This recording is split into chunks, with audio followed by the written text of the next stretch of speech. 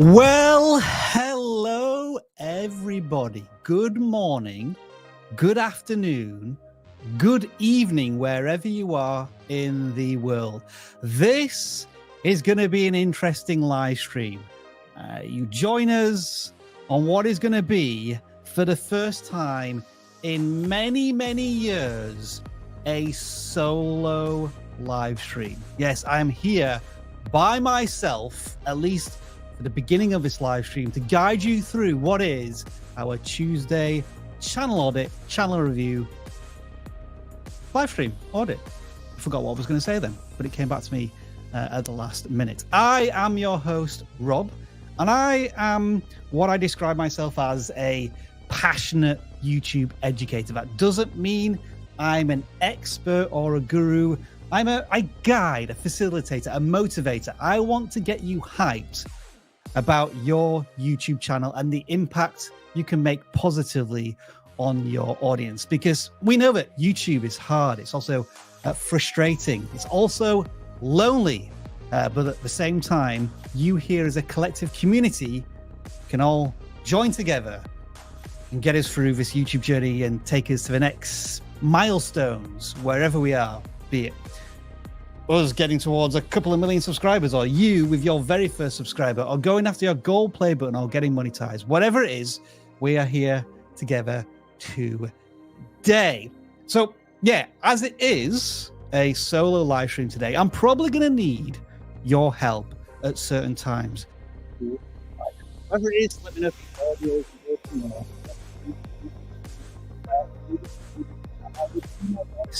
to follow it. But what I'm also going to be doing is asking you for your guidance and assistance. You are going to be the pseudo auditors today, when I'm going to ask you things about channels, and let's see what you've been learning about if you've been here on the live streams for a certain amount of time. Just before we get into the channel, let's see, I do want to ask you a question, as I always do every single week, or I try to. Here in the UK, school's out for summer. Yay. I think I've got a sound effect for that, actually. Yeah. School is out for summer. So everybody's going on their holidays or doing fun stuff. So I want to know whether school is out for you or not. What are you doing over the summer period? Or for anybody who's listening in the Southern Hemisphere, shout out, by the way, if anybody is listening in, I know, Argentina, South Africa, Australia, New Zealand, especially those places, because I know it's the middle of the night. Yeah, what are you doing for the summer or the winter? How are you going to get away from YouTube and do some fun stuff? I'm certainly going to have some R&R. I'm looking to do a cruise. I'm going to cruise around North America if I can, but we'll see what's going on there. So we got a good day in Tampa, Florida. Yes, we do. Look at this. We have somebody in the Southern Hemisphere, Demente con Monchila. I hope I pronounced your name somewhat right. There in Uruguay. How cold is it there? It's about 21, 22 degrees here in the UK, but because my office is a bit like an oven, it's like fantastic in the winter, but during the summer, yeah, it's nearly 30 degrees. And this thing is like a baby humidity thing, like, because it was really cheap. Or maybe it's a happy onion. I don't know. It's one of the two, but it is a little warm in here. I'm not going to lie. So help cool me down, everybody. But we do have New Zealand gang here as well. Why is everybody from the Southern Hemisphere? That is awesome. We've also got Milady Laugh a Lot here, empty nesters, so don't have to worry about school or kids anymore. That's good to hear. School's out, except if you have a PhD candidate like me. Wow, in that case, school is always in. So good luck with your PhD, future Dr. Data Ray. But hell, you're also doing YouTube stuff as well. So you must have a very busy life. And also Palette Fortress. We have summer basketball and baseball. So that's great to hear that you're all getting out away from YouTube whenever you can. But for the next couple of hours, you are joining me here in this learning forum, this virtual classroom.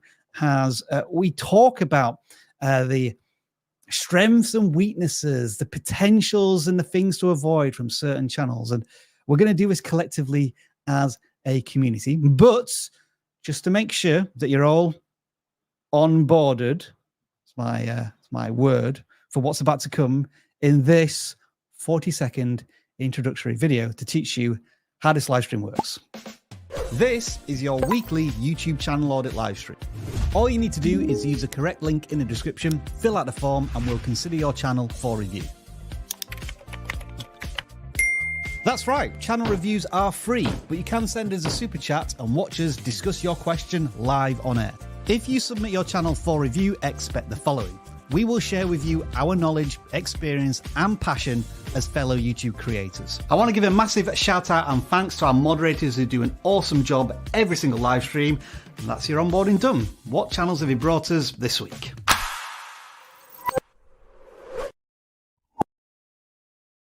Yes, we're all corporate here, onboarding for a channel audit live stream. The bits of housekeeping that are left are super chats. We encourage you to ask questions that may help the YouTube community at large.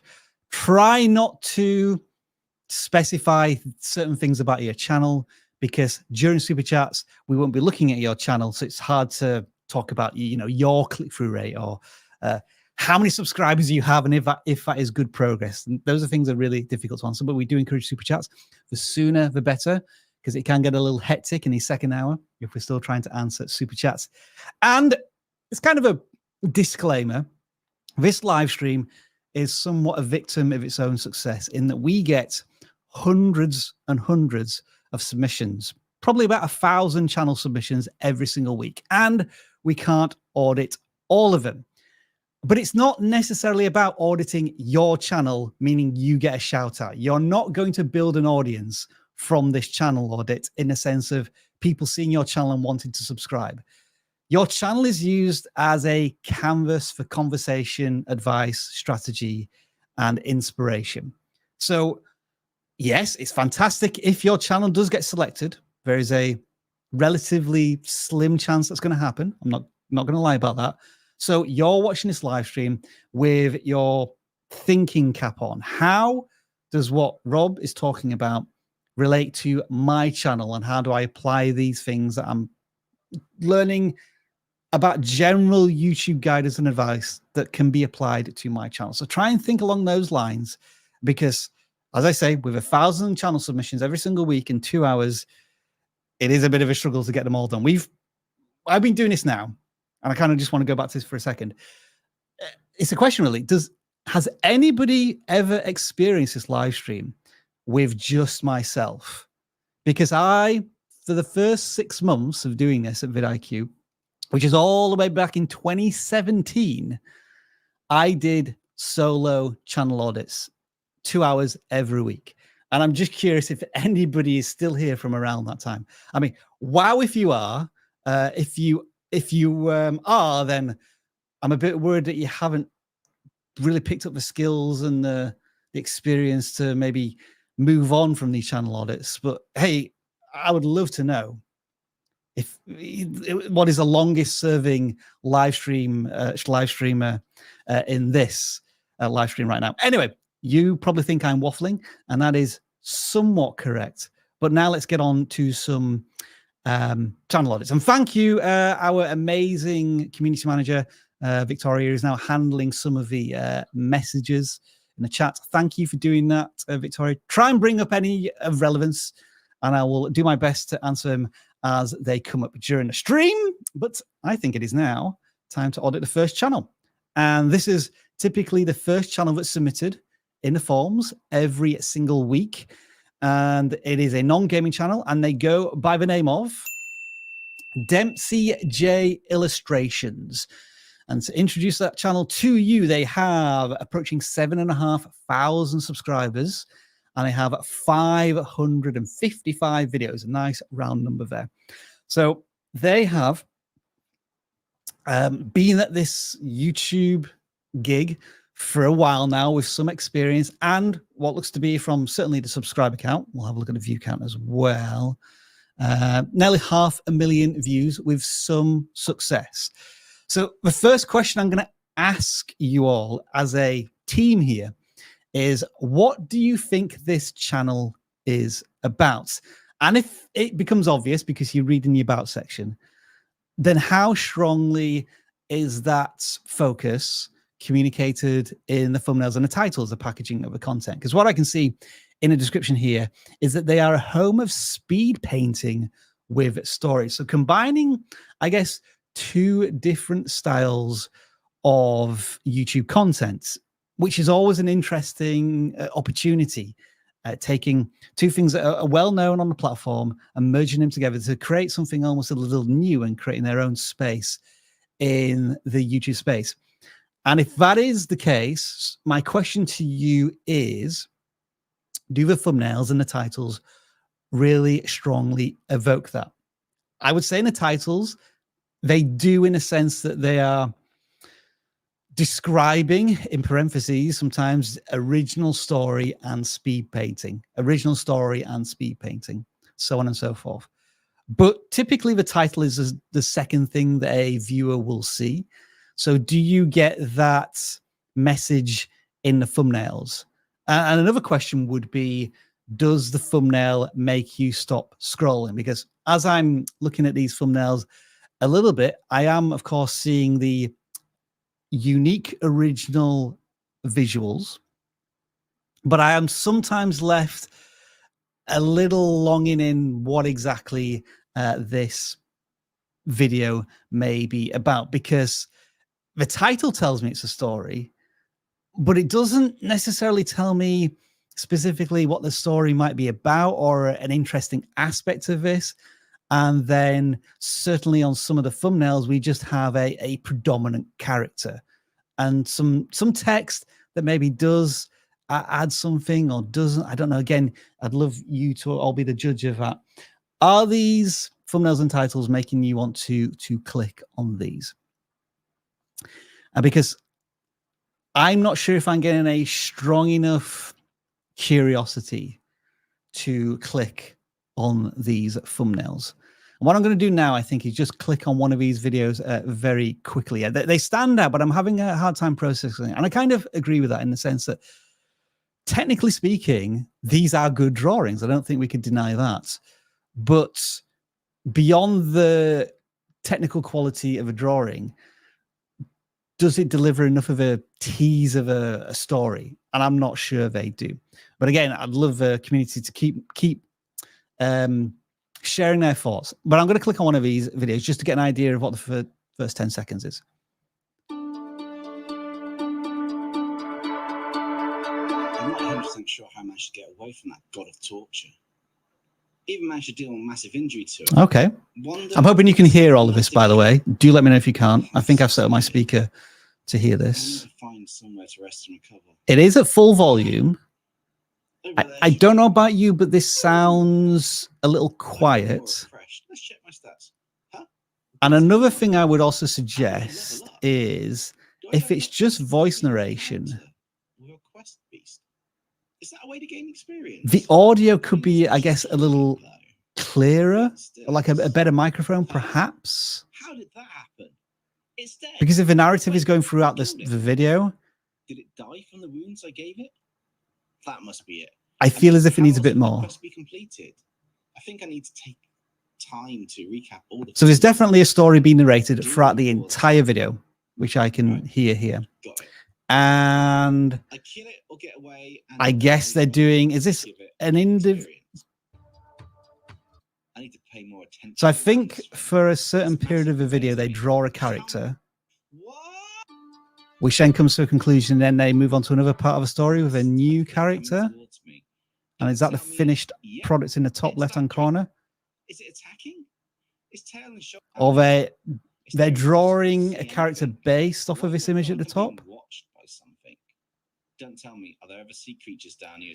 It is. So I will say that this is a different approach, but I'm not sure if I'm really excited and invested in the stories.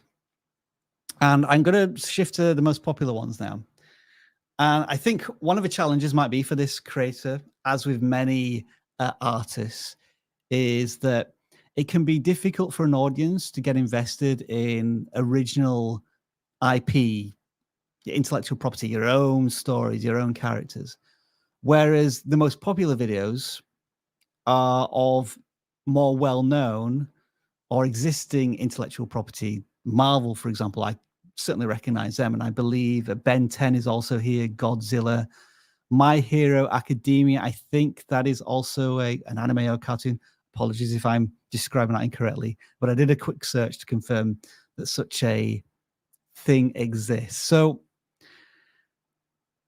I don't want to encourage the creator to exclusively make content on well-known characters and cartoons, because that can, I guess that can be a little soul destroying for a creative if you can't explore your own characters and stories.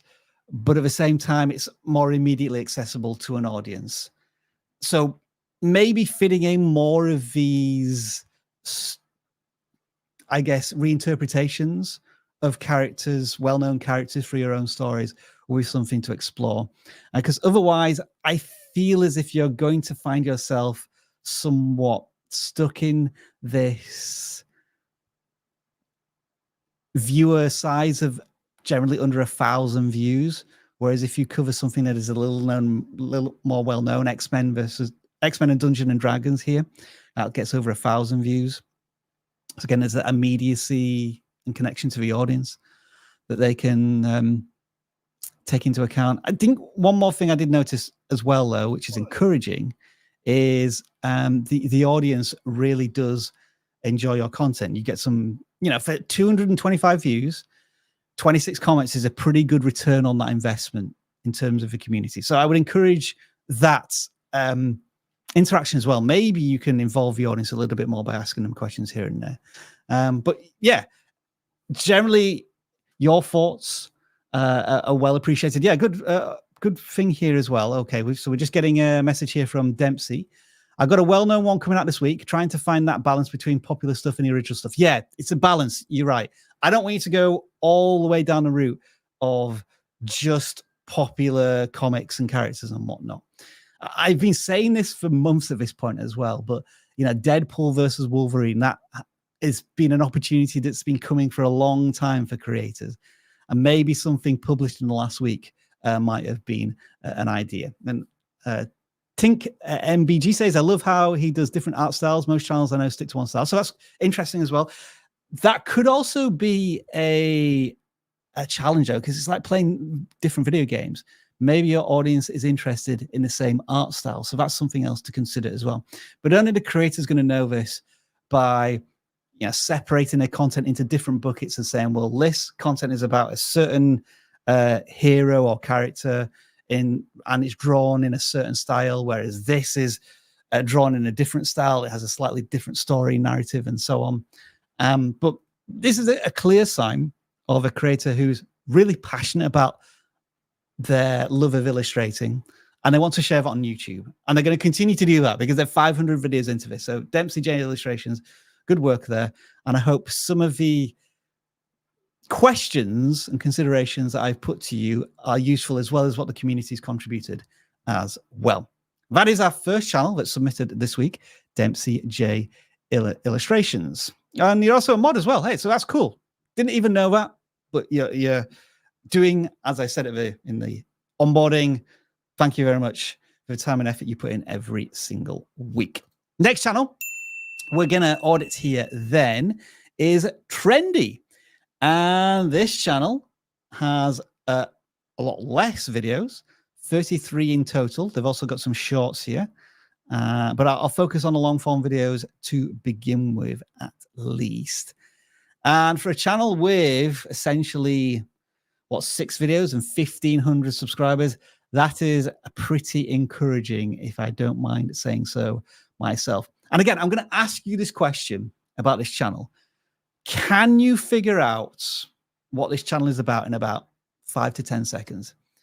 And I would say that I'm not so much assisted by the thumbnails. I think there is room for improvement there.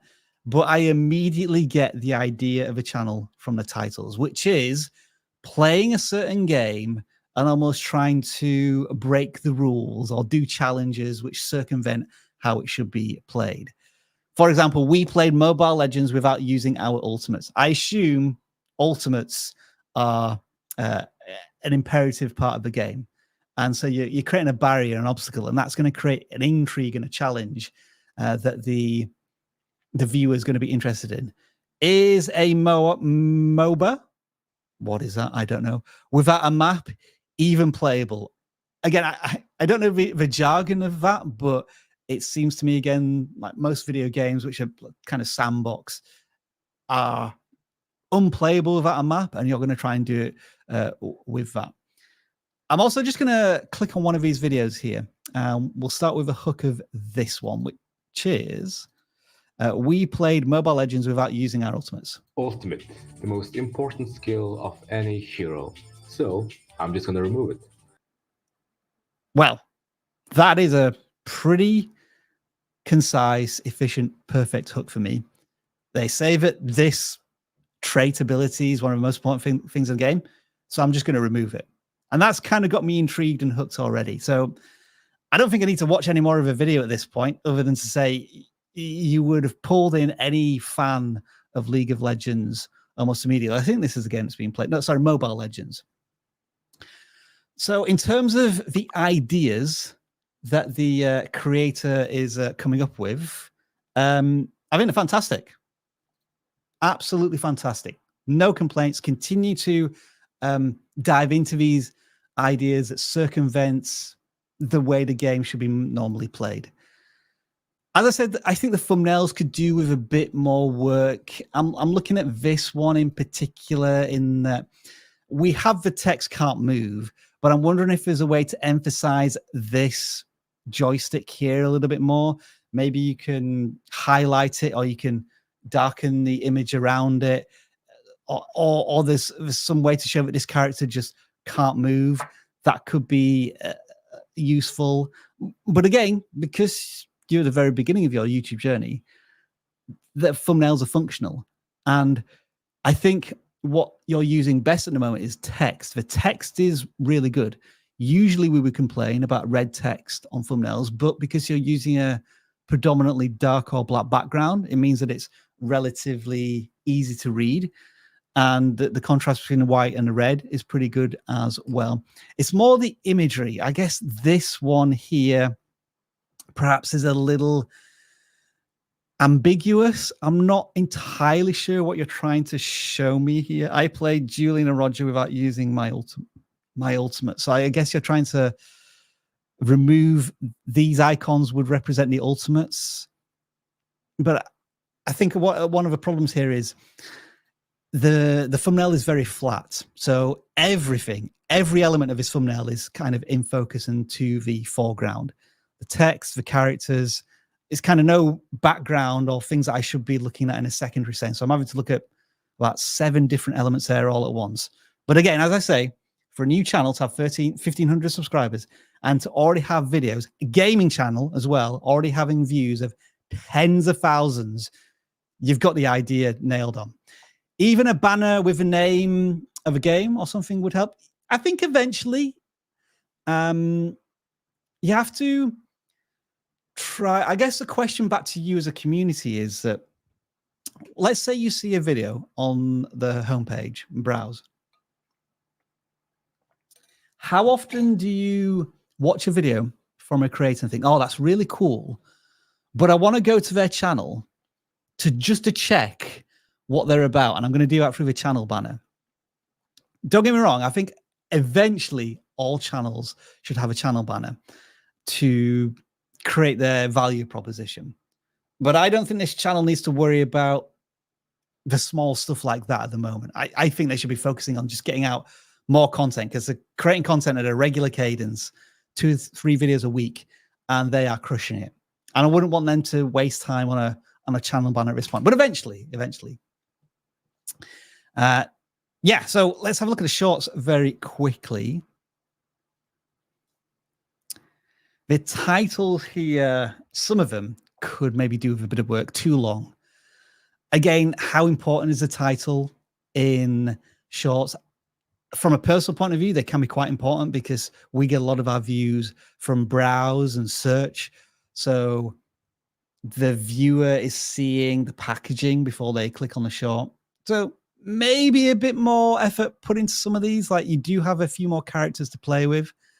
And also another point is the viewing experience, which is essentially, let me just click on one of these. I'll try and turn the sound down if I can. There's a lot of unseen space here. Well, a waste of space. So there's a bit of blodger black at the top, blodger black at the below. It's a letterbox.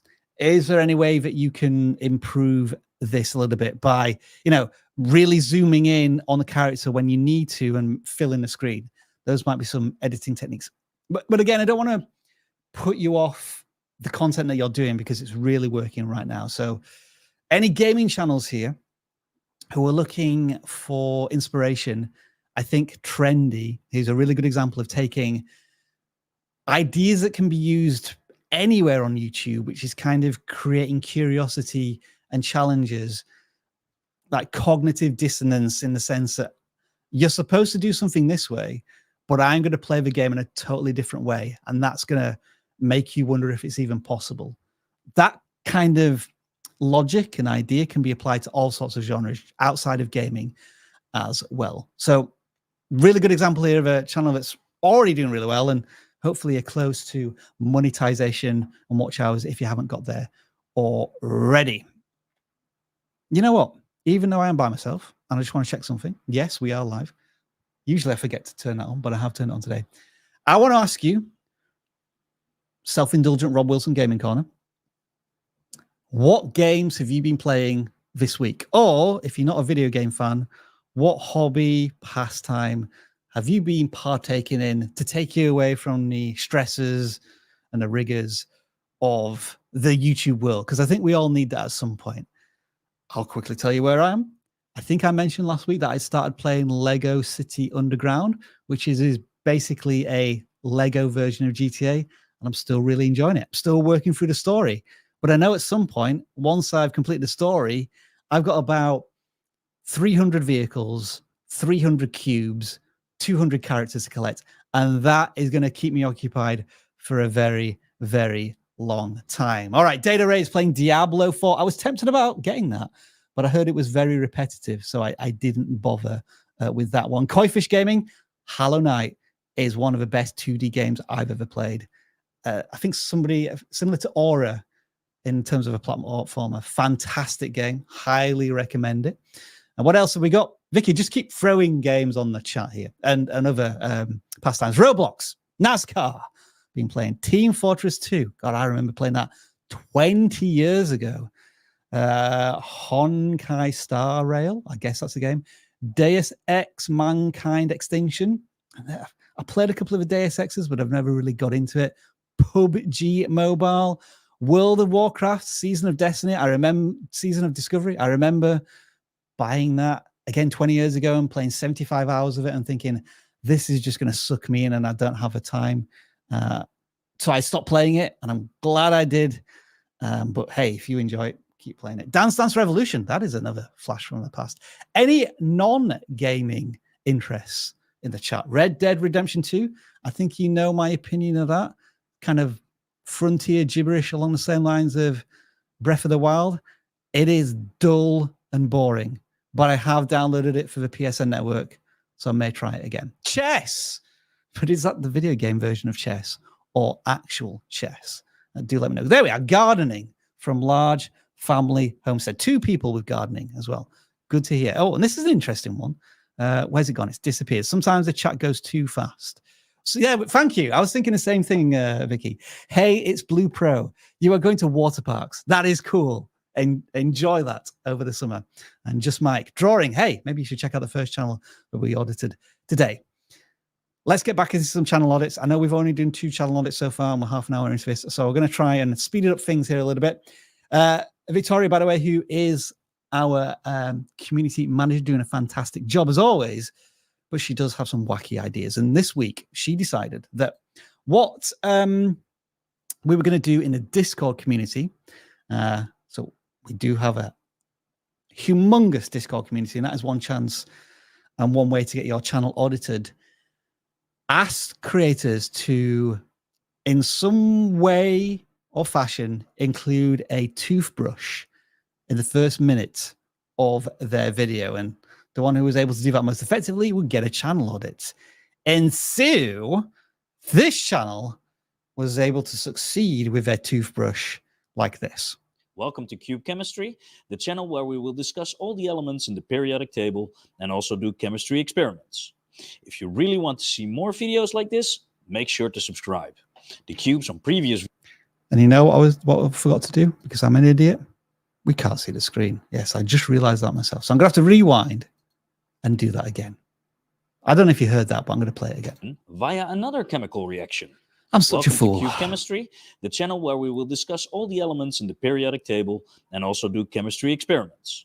If you really want to see more videos like this, make sure to subscribe. There it is. The cubes on previous videos are, by the way, 1/4 of a toothbrush. Comparing the cubes of elements to the size of a toothbrush. And Cube Chemistry, I have to applaud you for the effort there. Well done. This is their channel. And they have approaching 200 subscribers. And they've made 70 videos. So again, let's have your general thoughts about the packaging of the channel, because you've already got an idea from the intro there of the channel in the video that we just saw. But how effective is their packaging? And because, again, I'm going to give you my personal view here. I would say that for the layman, the casual viewer on YouTube, these videos might not be as welcoming as I would hope. Like this thumbnail catches my attention because it has that Breaking Bad design. Yeah, I agree. Artist, the artist. Breaking water, experimenting with electrolysis. Have I spelled that right? I don't know. It's been a while since I've done any chemistry. That title makes it sound like it's going to be quite educational, maybe a bit dry. Dr. Dread Marley here is saying maybe a bit bland. And I have to agree in a sense that I want to get excited and infused. And I also want it to feel like it's going to be accessible to me who doesn't really know much about chemistry and science as a whole. I finished with that when I left school 20 plus years ago. From zinc to boom, the ultimate hydrogen gas experiment. I almost feel as if this would be better introduced to a potential viewer, something along the lines of, can I create my own hydrogen bomb, H bomb, atom bomb in my house or in my chemistry lab? I know you're sensationalizing a bit, but it gives the viewer more of a approachable expectation. And I think another thing to also mention here is that a lot of your thumbnails are introduced through graphics. Not all of them, but a lot of them are introduced through graphics. And I would almost like to see the experiment in action, a real world view of that experiment in action. And I saw the comment there as well, up the saturation in some of these thumbnails. I think that could be certainly the case in some of these. And this is a great way to get a Secret Service knocking on your door. Maybe not, not go too far. Another one here as well. I think this is one which has the opportunity to be more accessible to an audience. Krypton, the truth behind the Superman killer. I think that is generally a good thumbnail and a generally good title. I'm wondering how you could retitle it to make it more, again, approachable, accessible. I'm wondering if you pose it as a question, like, why can Krypton kill Superman? Might be a better way of phrasing it as a question.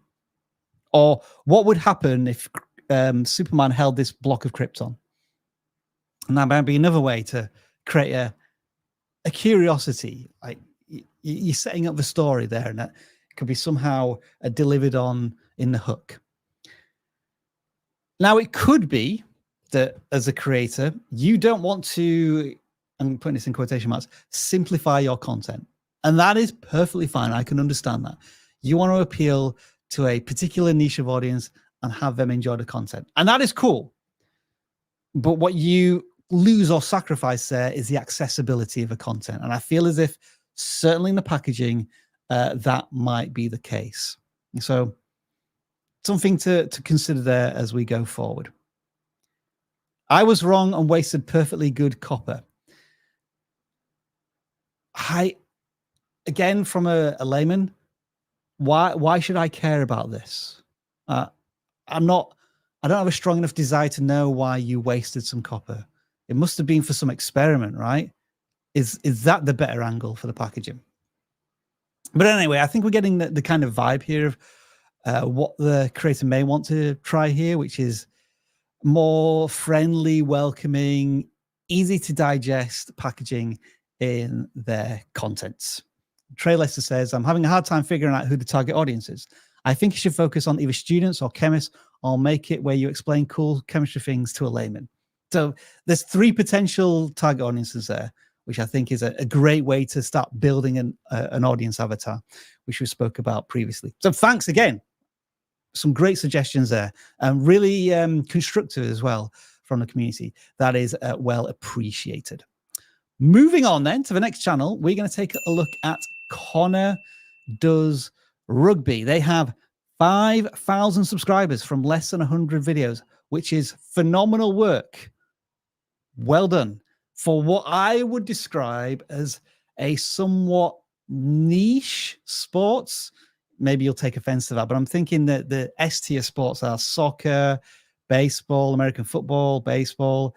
Then like the A tier might be tennis, golf, and C tier, we're perhaps looking at something like rugby union and cricket, where it's popular in certain parts of the world, but not everywhere. So to have this impact on an audience of a certain size, I think is brilliant. And I want you as a community to tell me more about these thumbnails. What do you think is the best thing about these thumbnails? Yeah, there's that clear and instant recognition that it is about rugby. Anything that you could maybe pick out here about these thumbnails? I'm hoping you're going to say the same thing as me, because I think these thumbnails are top-notch. Almost grade A. They're almost perfect. I might use a different text. I think the text is a little difficult to read. But other than that, I think they're phenomenal. And I'll tell you why I think this is. There's a branding consistency to them. There, thank you. Yeah, Alex Dawn. We're in sync there. You would be able to tell, and the saturation pops really well. Yeah, the contrast of blue and red on these, which is fantastic.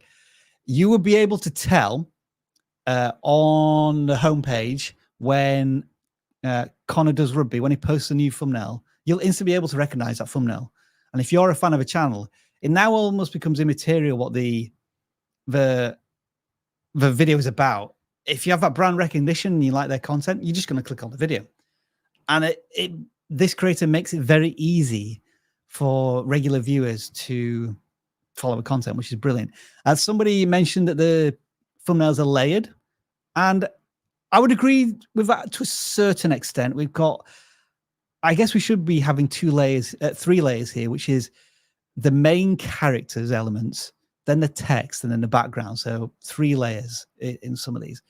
Again, I'm not a huge fan of a text. I don't know if it's what we can see here is a kind of a red shadow effect, but I'm not sure it's perfect. I would go for a chunkier text, but you know, this is a minor quibble. And we have a message here that is from Eliza Mulauthor. Again, sorry, I'm pronouncing channel names wrong. I would have no idea if this was about rugby. Contrast is good, but all I would be able to say is all I would be able to say is about sports. So well, I guess what I would argue there is that maybe you're not familiar with the sport. I mean, I'm not a huge rugby fan, but I can tell from the ball, and I can tell from the kits and some of the more famous characters in rugby. I know he's one of the famous coaches. Can't remember his name. I can tell this is about rugby. So I don't think they need to improve on that. But yeah, just the consistency here is brilliant. What I was trying to establish here is, again, the ceiling of the audience. They're getting, with 5,000 subscribers, typically views between, let's say, 3,000 to 6,000 on an average video. They do have outliers. This is one. And I think there's an obvious reason for this, because the Six Nations is a big event.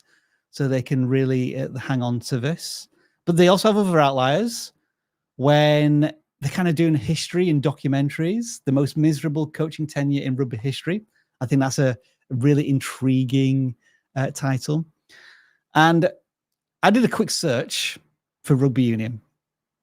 And what I found is that most of the time when people are searching on YouTube, what ranks at the top of the search terms are different rugby matches, highlights. And those will be coming from the big sports broadcasters. And so it's going to be hard for the creator to replicate this. They can't just go and start using copyrighted footage of sports events. You got to scroll quite a long way down. And I did find a particular channel. I think it was this one. Where have they just gone? The Green and Gold Army News, which is a similar size, just a little bigger, 8,000 subscribers, 400 videos. They obviously do a lot about the South African rugby team and the news around it. So I'm not saying that this creator needs to go into the news avenue of particular nations playing rugby, but I'm trying to think. I thought it was this channel, but I saw a channel, maybe it wasn't this channel, that had some really interesting video ideas. And I should have left it on that screen instead of clicking off it, because now I can't find it. It was something along the lines of listicle type ideas. Who was, or was it, you know what it could have been? Was it even your channel when I did the most? Yeah, maybe it was from your channel as well. 7 rugby laws you didn't know existed. I think that has universal appeal that can perhaps even go beyond the sport. Like if there's some crazy rules in rugby union whereby, you know, players don't get sent off if they, because of some weird go around rule or something. I think more listicle type of content like this could be cool and interesting, and have what I would call these new audience flagship content. So it's more approachable to a wider audience. I would like to see you do more of that, along with, you know, the meat and drink content that you're obviously doing here. Like this is a good idea. The entire history of rugby at the Olympics, I think that's tied in perfectly to the Olympics kicking off in a few days' time. So well done to you. I can't think of much really here that you're doing wrong, other than, again, going back to the chemistry channel that we just looked at, a broader appeal. How can you reach the entire rugby union audience, but also maybe sports audiences beyond rugby? Is that even potential? Tier list of famous, infamous rugby plays moments. Yeah, I think those type of I'm not going to call it a compilation. It's like a, yeah, I guess it's a listicle. It's a listicle idea. You need to create 20 listicle ideas and progressively work through them and see if anybody else is doing similar videos on that topic in the sport. But that is Connor Does Rugby. And again, congratulations on the 5,000 subscribers that you've hit. Assuming you're already monetized at this point. Are you using the community tab? You are. And you got 5,000 subscribers literally within the last 24 hours. So that is cool. And yeah, some simple voting polls here, just building up our community, which will take time, but I'm glad to see you're doing that. All right. You know what we're going to do next? I think we're going to change the background here, like so. And then we're going to play some music. You know what music I like? It's called Feed the Ducks. Feed the Ducks. I don't know why, but that's what it's called. Hopefully you can hear that. And we're going to take some super chats, if there are any. Let's see what we've got. The first one is actually a message from a member who's now been a member for 14 months. Koi Fish Gaming, one of our amazing moderators here. You may be an OG member, because I think we started the vidIQ memberships around about 14 months ago. And they are immune to Old Man Gibb's gifts. If you are here on a regular basis, you will know that Old Man Gibb just throws out multiple memberships not every single week, but whenever he's around, which we thoroughly appreciate. But yeah, thank you for continuing to be a member. And Koi-Fish, I'm sure you've had many sound effects at this point, but that is yours for this week. You get an original sound effect when members post. And also DempseyJ Illustrations, who we audited at the very top of this live stream, also is a member. Not quite as long, but they get this sound effect this week. Wow. All right, super chats here. We finally got one. Let me just press the right button. Sasha's Reason and Crime. I'm with Tyler for nearly a year. Love one-on-one coaching. Recommend to everybody. Yeah, so as well as having these channel audits, if you wanted to take your YouTube guidance to the next level with a coach who you can talk to, get channel audits, get a growth plan, feedback on your videos, then do check out the coaching program here at vidIQ. Just go to the main website and search for coaching, and you should find it fairly quickly. Oh, thank you for putting up a link there if you want to get to it directly. I don't know if you can add that to the description maybe as well, Victoria, if you can. Don't worry if you can't. But yeah, do make sure to check out coaching if you are interested. Geektorian. Haven't been posting for 3 weeks, and my last videos have less views, and also my community posts votes are lower. Also, what is an ideal click-through rate? There's a few questions there, but there is this question of, if I stop posting videos, will YouTube ignore me? And the answer is a bit nuanced in the sense that if you create content that is irreplaceable and the viewers love your content so much they are prepared to wait for you, however long it takes, then you can spend longer between videos.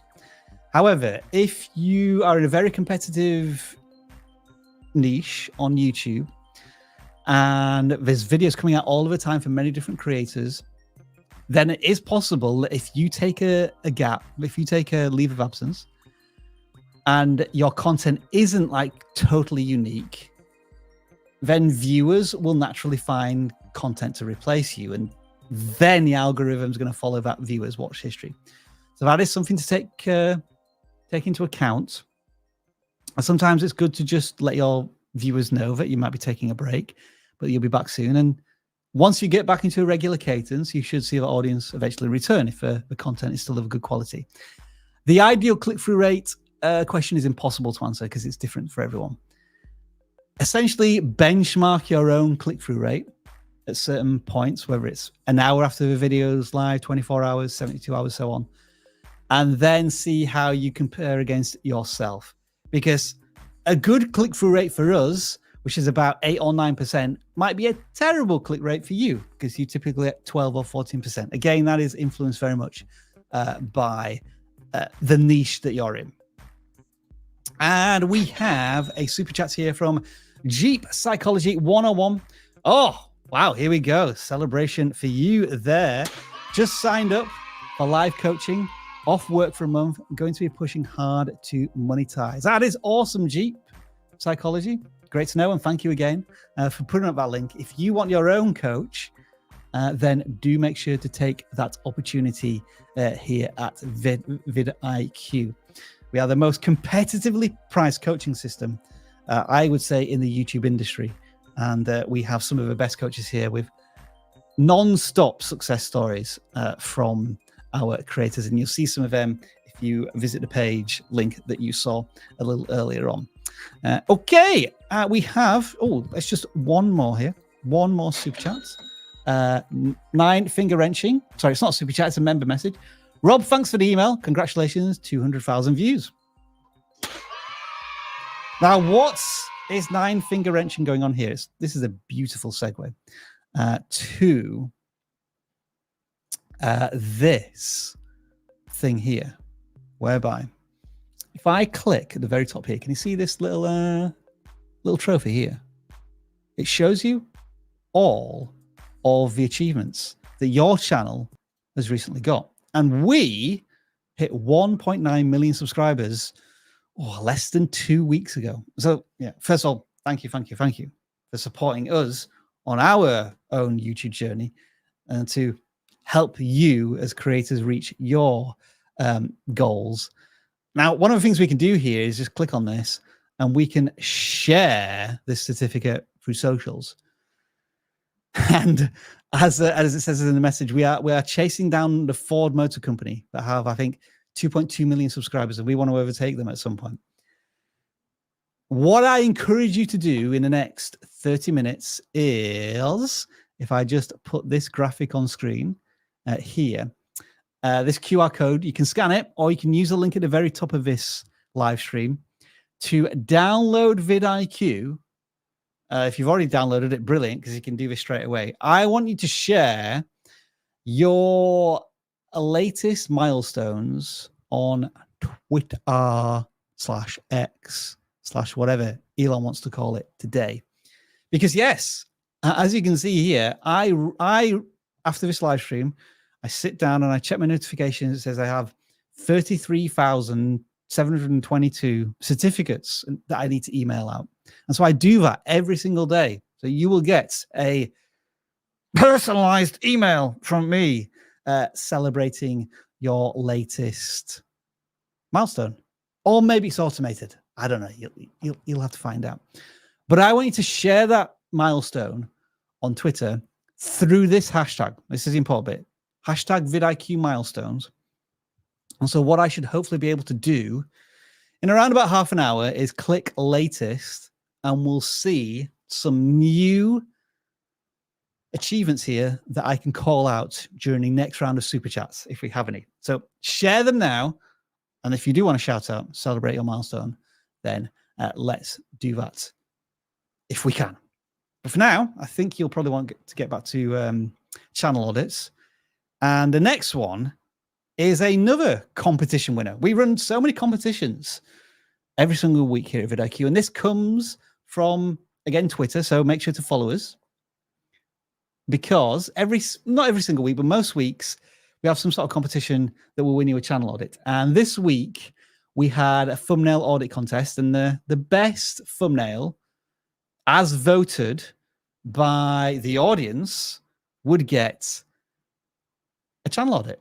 And this submission here by Gavin Heverington got 262 likes, which is incredible work. I'm wondering, maybe they shared this post somewhere with their community to tell them to like this tweet so that they could get a channel audit. But hey, if you want to rig it to your own persuasions, then I'm not going to stop you. It's a good thumbnail, right? And they've gone to a lot of work to get dressed up as I guess a Lord of the Rings character. I'm not going to call them the Hobbit. I don't think they're dressed up as a Hobbit, but they're using the Lord of the Rings font style there, which is a bit difficult to read, I must be honest. But, we're not auditing this thumbnail.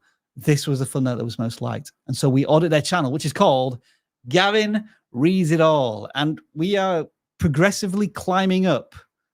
I'm doing it off screen. We are progressively climbing up the subscriber ladder today, because this channel, with 600 videos, has approaching 90,000 subscribers. So I would assume that by the end of the year, they're going to have their own silver play button, which is cause for celebration as well. But they're putting a lot of work into this channel with 600 videos.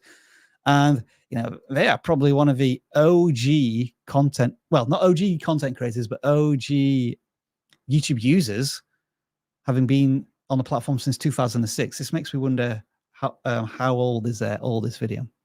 So I think they may have actually been making videos longer than me. And it's weird that I think their oldest video, although I'm not sure if that's to do, I'm not sure if maybe they've just uploaded a program there. But anyway, okay. I'm getting confused and amused by this oldest video, which is 16 years old, has 500,000 views, but I don't think it's anything to do with what they do now, because it's another 11 years before they actually posted a video. So they've been on YouTube for a long time, and they probably just were messing about when they uploaded this video. But their original book haul journey, BookTube, started 5 years ago. And now what we see on a very regular basis is what I would describe as vlog style BookTube contents, which is a type of content I have not come across very often. So I would be interested from the audience here. And I'm not asking this question because I want the creator to change their content based off of the answers. But when you look at a channel where the latest videos are like an hour long, 30 minutes long, almost 2 hours long, some of these feel almost like live streams rather than vlogs. But the view counts are phenomenal here. Tens of thousands of views on hour-long pieces of content means that your watch time must be incredible. And if you have ad revenue on these, hopefully quite healthy as well. So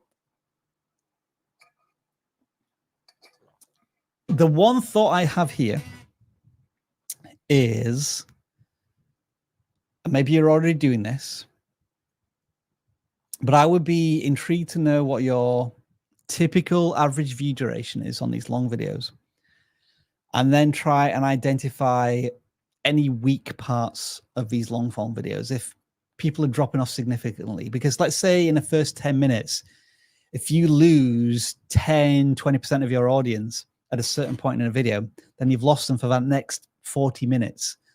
And so plugging those average view duration gaps would be something I would investigate. And I would also wonder as well, if, well, first of all, how long does it take to edit these videos? Do you enjoy editing the videos? And if the answer is it takes a long time and no, I don't enjoy doing it, I'm wondering if it might be worth investing in an editor to trim the fat here maybe a little bit. And maybe that the video, an hour-long video, becomes 45 minutes or 50 minutes, but it feels tighter to the audience. But I'm asking these questions rather than telling you that you have a problem with the length of your videos. I'm just wondering if there's an opportunity there, because again, I'm so impressed by the length of the videos, but at the same time, the view counts. So that's certainly something that would be the thing that I would be trying to get the biggest wins from at the moment. Because I think your thumbnails, although some of them are a little busy and a little chaotic, I think your thumbnails are generally fine. The things I might point out here is on this one, the text, there is a bit too much text here. It's difficult to read. There's a lot of books on screen. This one, it kind of has a cool vibe, but you're a little too dark in it. And then some more text down here. Again, that could be the style of BookTube content. So I don't want to bring you particularly away from these. And then this one, I don't know if I actually have any problems with this, although the comments are far too small to read and there's far too many books. There is an argument of somewhat organized chaos in that you can see the main character, you can see a list of books, and you can see a list of comments. Do you necessarily need to know the titles of these books or what the comments say? I think that you get the concept rather than the detail. So again, thumbnail wise, I'm not going to be too critical at the moment. The one thing I was curious to try and investigate as well was new viewers versus regular viewers. Again, I'm assuming that if people are willing to commit themselves to watching an hour-long vlog, they're probably familiar with your content and are regular viewers.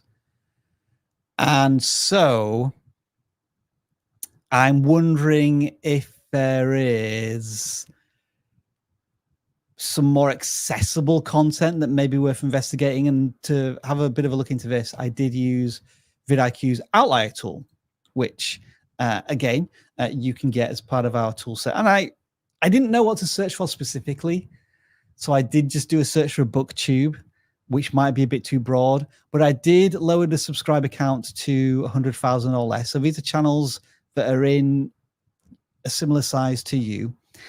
And I guess there was some good conversations here, like how BookTube and Goodreads ruined my reading. That might be an interesting conversational piece for your content. Another one here asking, is BookTube dying out? It doesn't seem to be the case from your content. So maybe you could, I'm not saying do a direct response to that video, but you could add your own thoughts on the BookTube universe from content that is outliers for other channels. And then I think there was another popular series was looking at 5-star rated BookTube or book lists that was coming out a lot. What was that comment that was just on screen there, Victoria? Can you bring it back, please? I was about to read it out.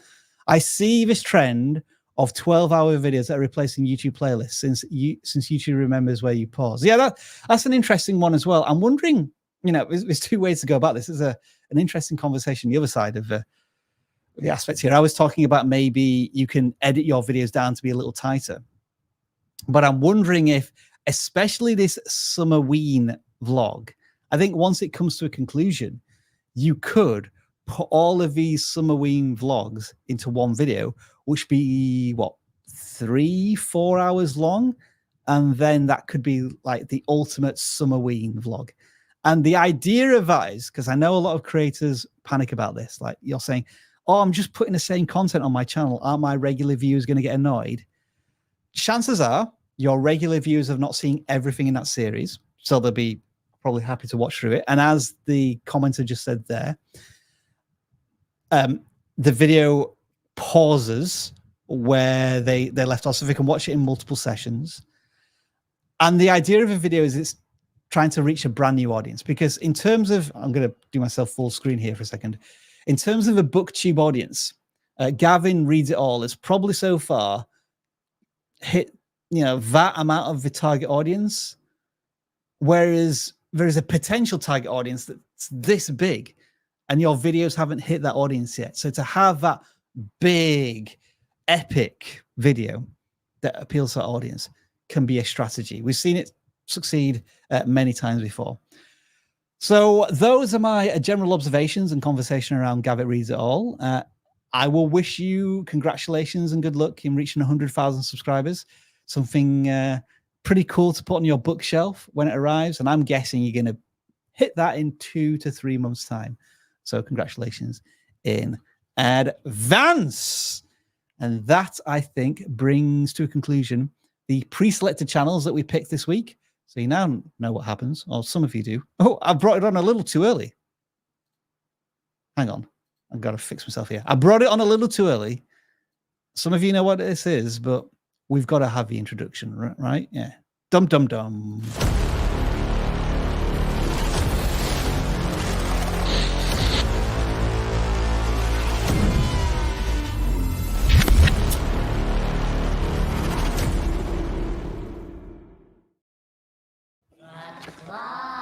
Yay, the Claw. Here we are.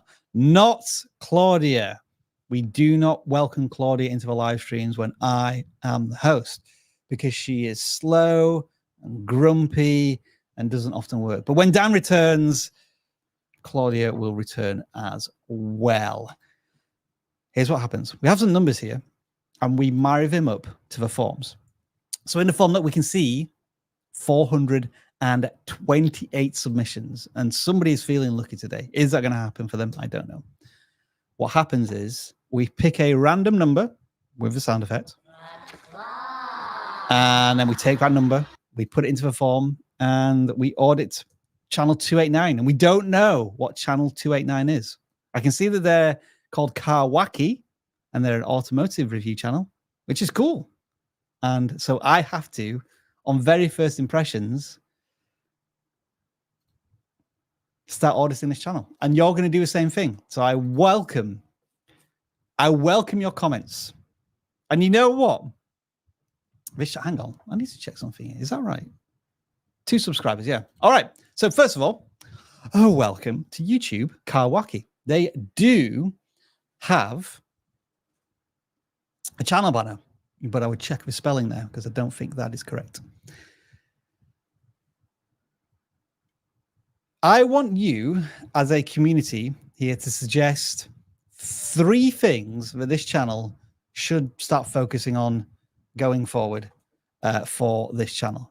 Being as it may that they have literally posted their first video in the last 4 hours, and it looks like a listicle on the budget vehicles in India. And that seems like a pretty clear value proposition, at least for their first video, which is the best budget cars, how to buy a budget car, shopping for your first budget car in India. I think that is a good value proposition. So here's the I guess the obvious suggestion, and I do agree with that in one sense, in that it's content. Let's try and establish a consistent cadence for the channel. Maybe it's 1 video a week, maybe it's a video a day, maybe it's 2 or 3 videos a week. What cadence are you going to start off with for your channel and stick to it? So I like that as a content. Yeah. Calvin the Unfindable, one of our awesome moderators here, spell check everything before you say things. And this is if we can take this to a broader sense of quality control. Because if you see something on the channel banner such as this, that it is incorrectly spelled, then it gives you like I guess a bit of a bad first impression, because what is the rest of the video going to be like? Is there going to be mistakes here, there? And can I trust this creator? Do they have credibility? Something along those lines. Match banner to profile pic. Again, that's not something I would worry about just yet. The fact that you have these things in place is fine for me. I would say that's something to think about 6 months down the line, 20 to 30 videos into your YouTube journey. And punch fear in the face and press record. Again, that is another thing that I subscribe to here in my education, in the sense of nothing beats experience. Nothing would make me happier right now if you stopped watching this live stream and took just one of the pieces of conversation from this live stream and implemented it into your next video, because I think you can get a little paralyzed by watching content as opposed to making content yourself. So all great suggestions. And I will leave the last suggestion to a co-host who's joining me now for hour 2. Let's all welcome into the house as I boot him up. It is Windows 10's classic, Travis. He is literally wiping his eyes. There we go. Hey, Travis, what's going on? Welcome. It's because when I'm not on stream, I don't actually exist. All right, so DempseyJ Illustrations is going off to make some content. That's brilliant to hear. So, Travis, we just had some suggestions for this channel. Literally joined YouTube like 4 hours ago. This is their first video. Wow. Like, what's one piece of advice you would give to this channel that I believe is about budget cars in India? Car Wacky. The fact that there's something like for budget cars in India, I've never heard of such a thing, which is great. I think that's fantastic. It's the time of year. It's the time to do it now. Not a lot of people got a lot of money, but a lot of people need vehicles. So I love that idea, and I love that they're doing 5 cars under 10 locked. I think that's great. I wonder if that's the way they're going to continue to do it. I would love to see more of that if there's reviews and stuff. But yeah, I just want to see them do more. Obviously, 4 hours is very hard to come up with anything very actionable. It's a good start, though. Thumbnail looks good. Topic is good. I like it. All right, then. Travis put on a spot, but I think he managed that well. Good job, Travis. Right. Now we got to audit a gaming channel. So we've got to do a count here, which is 298. And we pick a gaming channel. And we see what we have. 216. 216. Let me know, by the way, in the chat. Sorry, not in the chat, but let me know how you thought the first hour, the intimate channel audits with Rob Wilson first hour went, either through a thumbs up or a thumbs down. Wow. I mean, I'm not going to be able to see the thumbs down anyway. I'll only be able to see the thumbs up. But, you know, let us know how that went. And I would appreciate your thoughts. How has that been for you? It's tiring. It's a bit knackered. A bit Yeah, knackered. I'm not going to lie. It's hard work. But I think we got through there without any technical mistakes or errors. So I'm pleased with that. You're already ahead of what the normal show is then. We are looking at Multiply, a VTuber, 420 subscribers. I am seeing a Splatoon vibe here. Have you ever played Splatoon?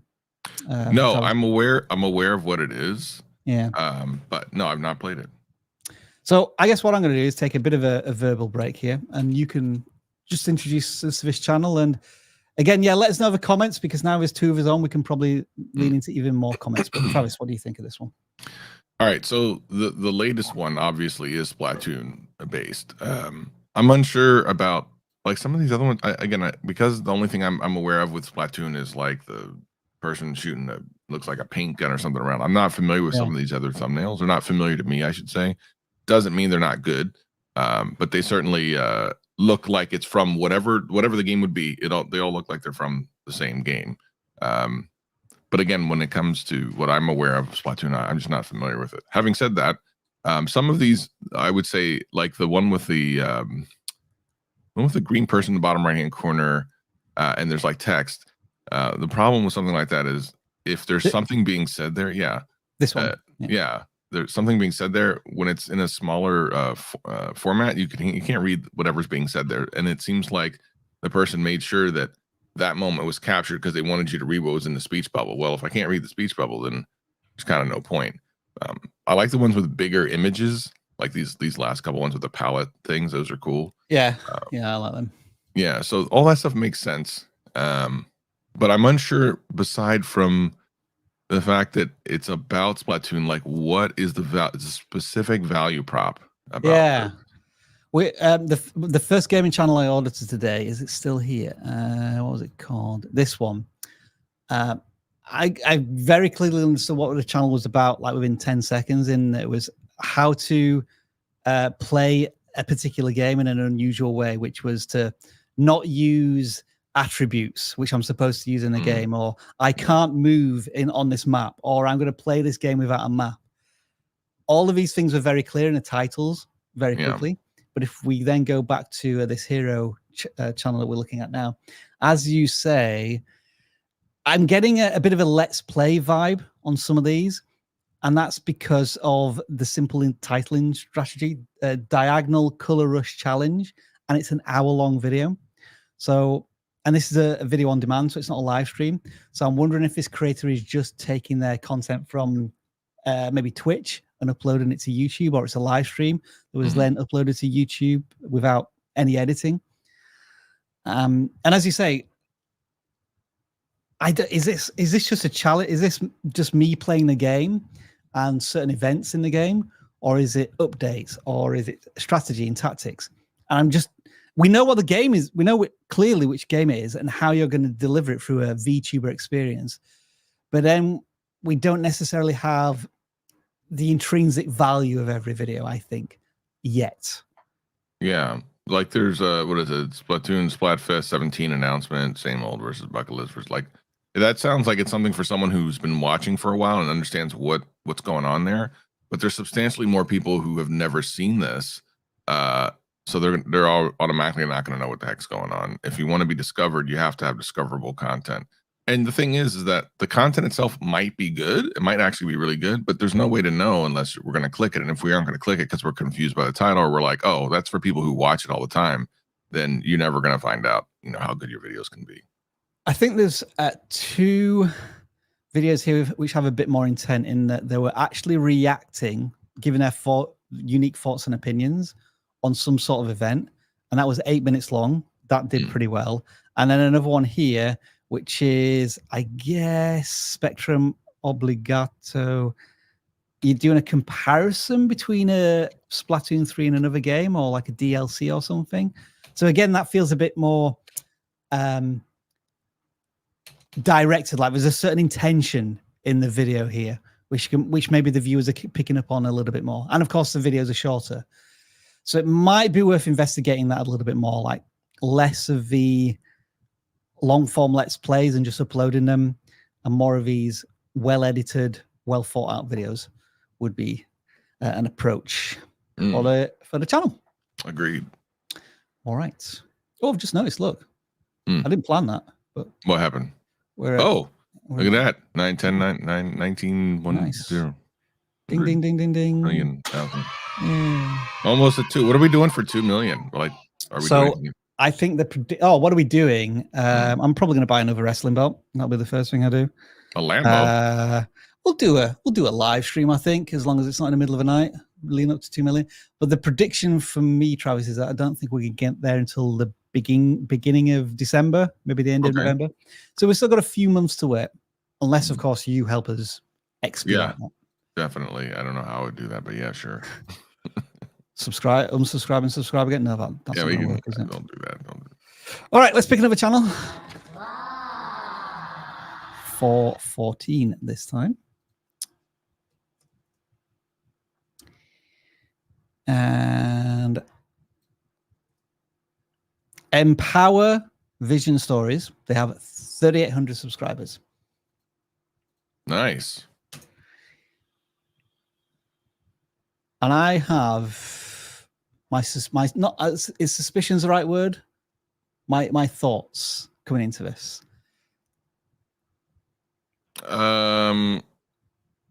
Pencil.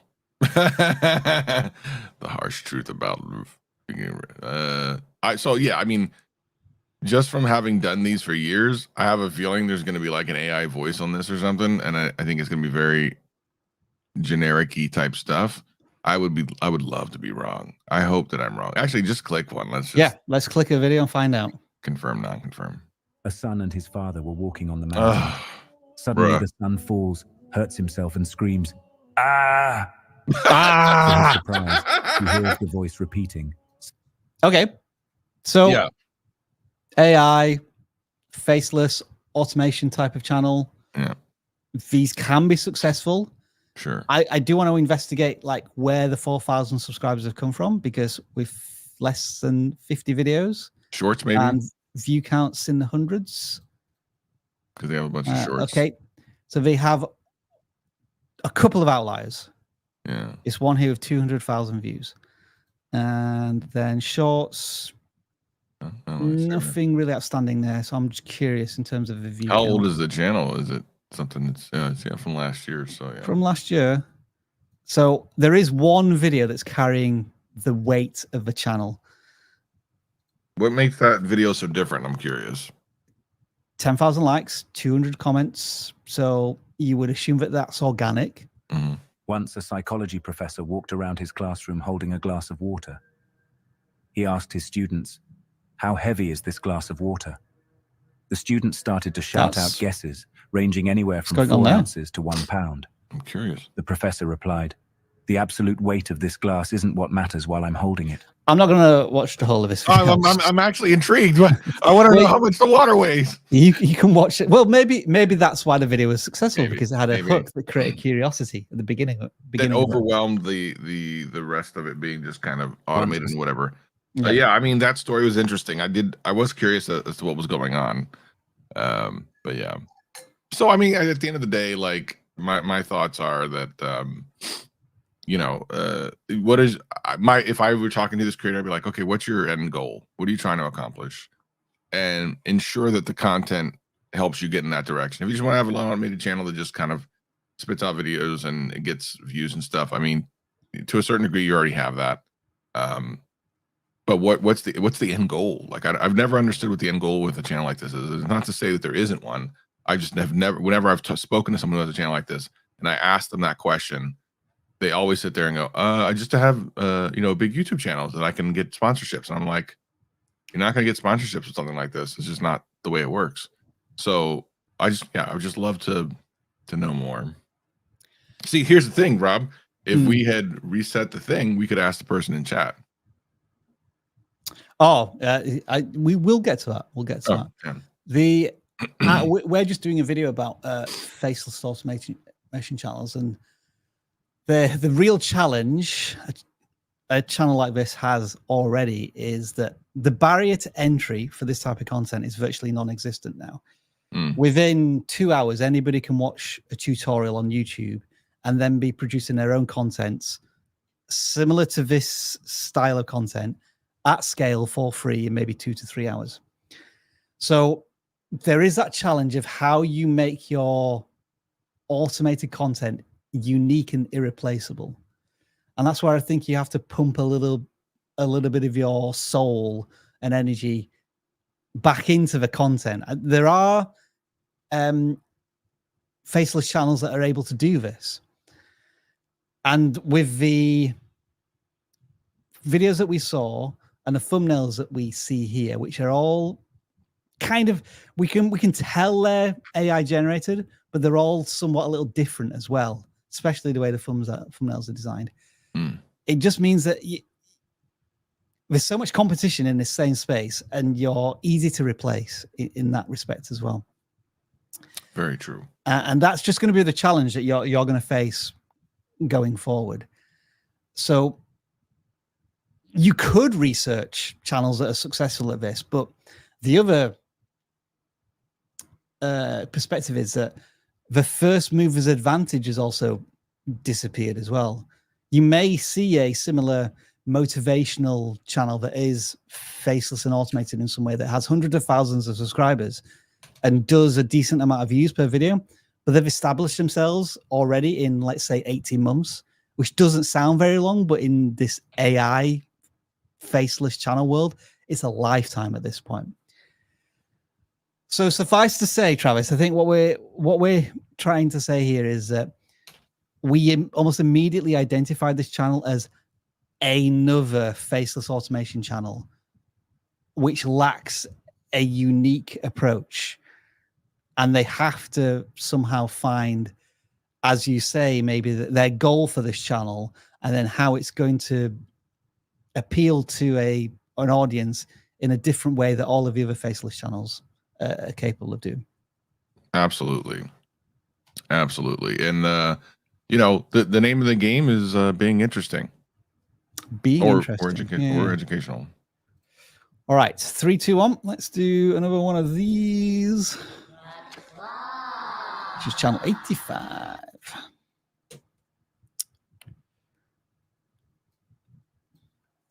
I'm not sure how to pronounce this channel. Afeef Toys. Let's see. Afeef Toys. Afeef Toys. New videos every week. Okay. All right. I mean, obviously they haven't.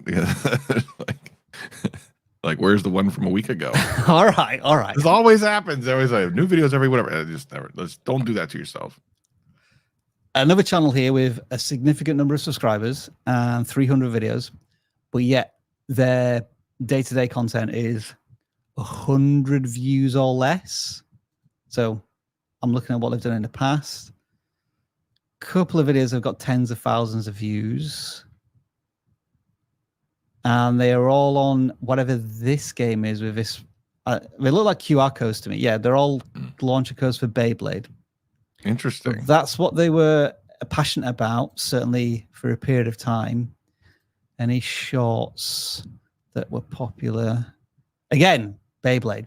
So just from the tiny bit of research we've done here, this channel at some point had a focus, and now they don't have a focus. I don't understand first of all, how do you know what a launcher code for Beyblade is? I don't even know what that is. Well, so do you know what Beyblade is? Yeah, I'm kind of familiar. These spinny things that kind of have battles in arenas. Maybe this is a video game version of it, and you have QR codes that allow you to unlock or access something. That would be my guess. Yeah, but then they go to regular video games like PlayStation games, Gran Turismo 7, which isn't even a new game. This is where they're at now. Yeah. Yeah, like did they give up on that? First of all, in watching the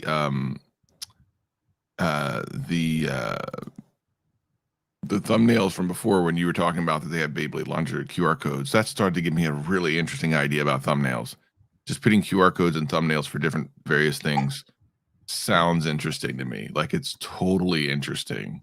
The thumbnail is so small to begin with that I know. And then also a lot of people watching their phones, so how do you do it? But I don't know, like there's something there to me. Anyway, having said all that, this is what they used to do. So like what they're doing now is not this. So that maybe they pivoted, maybe they're just not interested in that anymore. Maybe they found that there wasn't as much success there as they wanted, or maybe, I don't know, maybe they're just not interested anymore. So what they're doing now is PlayStation games, which is cool. That's fine. But it looks like this last one is just a gameplay thing. It doesn't tell you in the title if it's anything of interest. Also, putting 4K in the title and stuff is kind of irrelevant anymore. I mean, like there's tons of stuff out there. Full video of the possible clutch and Brawlhalla, Bumble Guys. And again, this goes back to like, sure, they're all video games, but they're not necessarily video games that people are consistently interested in from one to the other, like Stumble Guys to Gran Turismo to Brawlhalla to Horizon Forbidden West are not always the same people. So you're going to get these spiky views on some videos and not others. So if you want to be able to cover a whole bunch of videos, put your expectations in check. Like if you're going to do things that are all over the place, your views are going to be all over the place. If you want to have a good, consistent or growing type of audience. There's no narration now. We're just seeing if it was this is, Dan describes this as off the shelf gaming, where you're just playing a game without adding any context or, unique message or opinion. Well, not even just that. Like, does anything interesting happen besides playing the game? Sure. Doesn't look like it. Whereas again, if we go back to the most popular contents, I'm just going to click on a random one. Let's click on this. Whoa. All right. It's kind of a listicle. That's a good beat. That's a good beat right there. Now, this would be of interest if this was like an affiliate link. Like they get some type of affiliate link by clicking those. Like that would have been smart. Whoa. Be careful with all of that stuff. You want to be careful stuffing your descriptions with... That's against terms of service? It is, but I mean, they never, a channel terminated because of it. But no, they usually don't. But it is against terms of service, which is interesting. So, I mean, if I was looking at this channel, I would say if you're still interested in Beyblade, if that is still a passion of yours, I would maybe revisit this content and start to do some narration and conversation over these listicles of QR codes and stuff. And then I would set aside my gaming content for another channel. Because right now we've gone from at least a channel focus where the views were proving that people were interested in this to now just if I just go to latest, just throwing stuff on a channel, which almost feels like it was recorded from my PlayStation and then I've uploaded it without any editing and maybe thrown together a quick thumbnail. Yeah. 100%. A bit of a lack of direction, I might suggest, because it was even the same for shorts. Like the Beyblade shorts were the ones getting tons of views as well.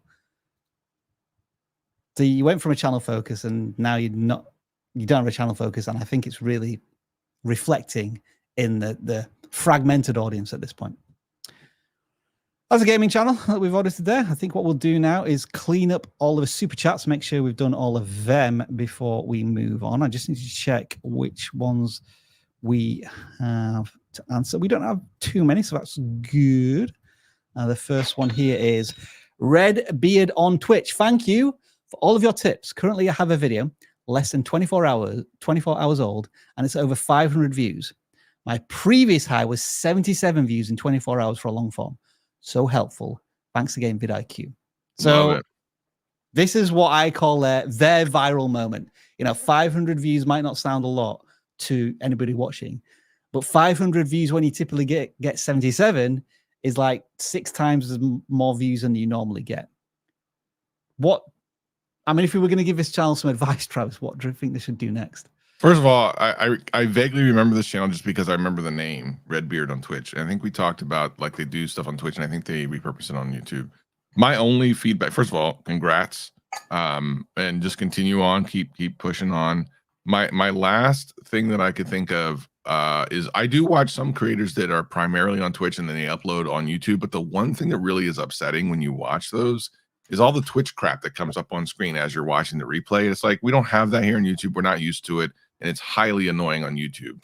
So you can record locally your content before all that crap goes on the screen. Okay. So upload that instead of the Twitch crap. Like, I understand it's easier to do it the other way around, but I know as a viewer, it's frustrating for me. And sometimes I click off a video early, depending, because they'll have stuff happen in the middle of the screen. And you're like, I came to watch the video and you literally have this freaking animated stupid thing in the middle. It's so annoying.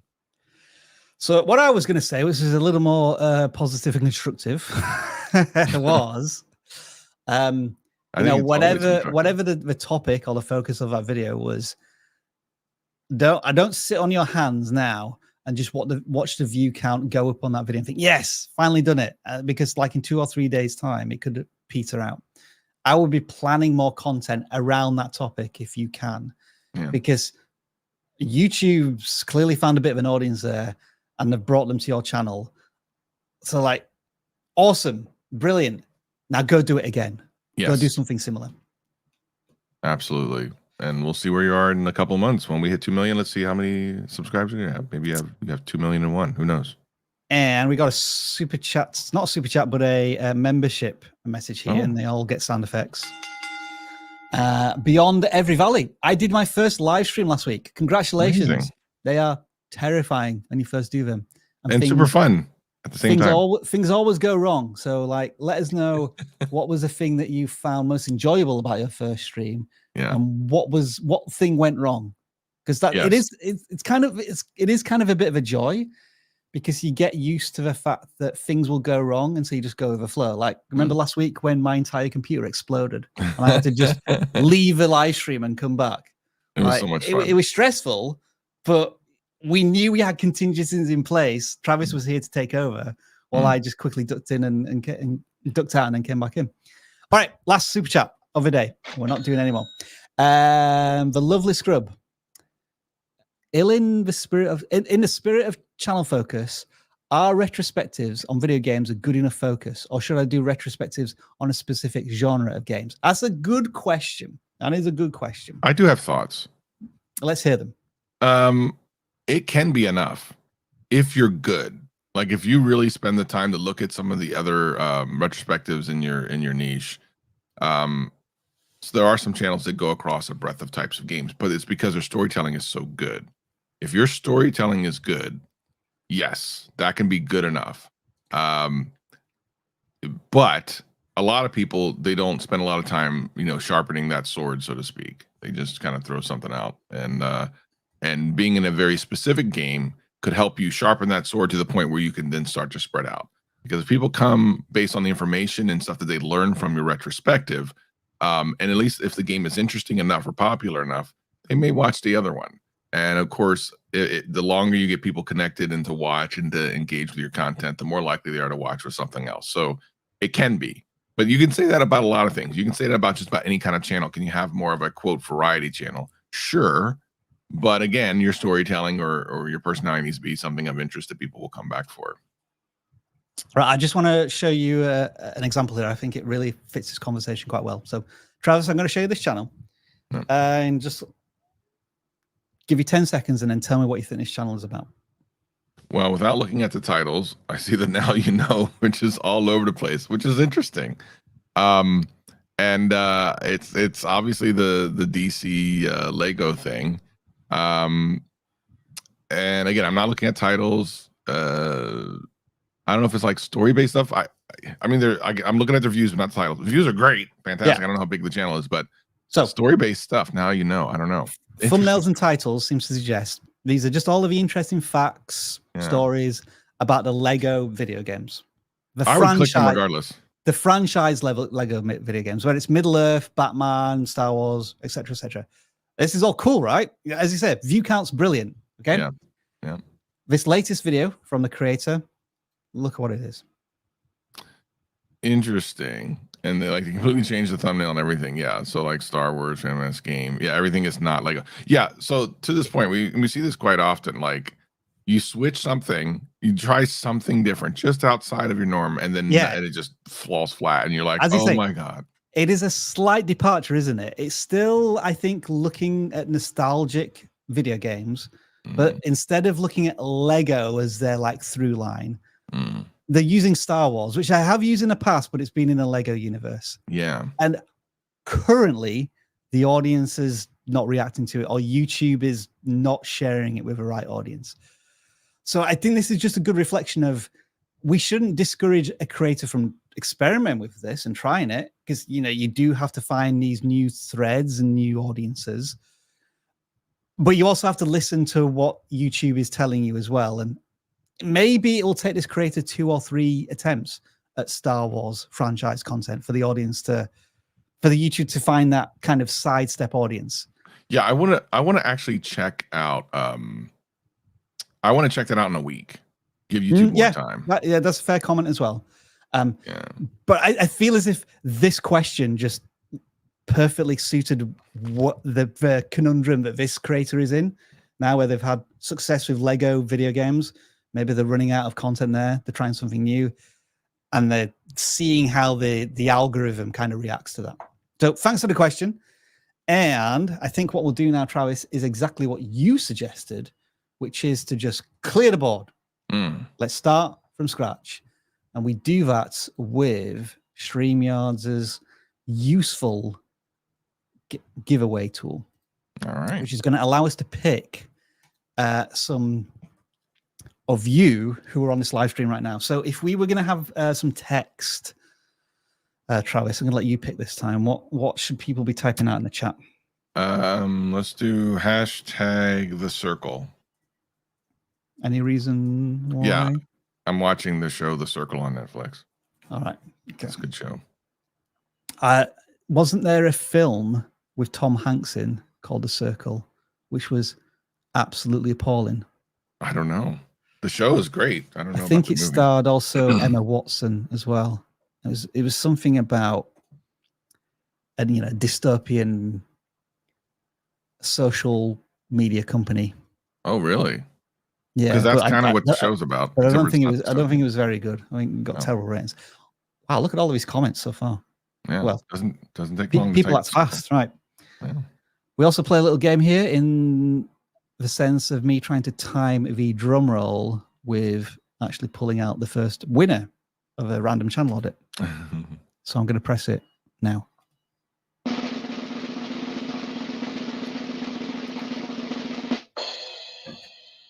No, I was still too early. Still too early. And then we're going to try and find the channel. Block props. Don't forget, you only need to post one time. As soon as you do it, it already has your name and it will not put you in twice. They're smart enough when they made this program. Wow, cool. So they make cosplay stuff. So, okay, look, I want to point something out. Well, first of all, there's a couple of really cool ones that really did well, like how to make a Zoro sword from One Piece and how to make Tenjuzuri sword from Demon Slayer. What? How to make people. There's some really cool stuff here. So obviously like a how-to kind of thing for your cosplay, which I love. I think that's great. It's a very cool, hyper-specific niche, but I love it because the people within that community are very passionate.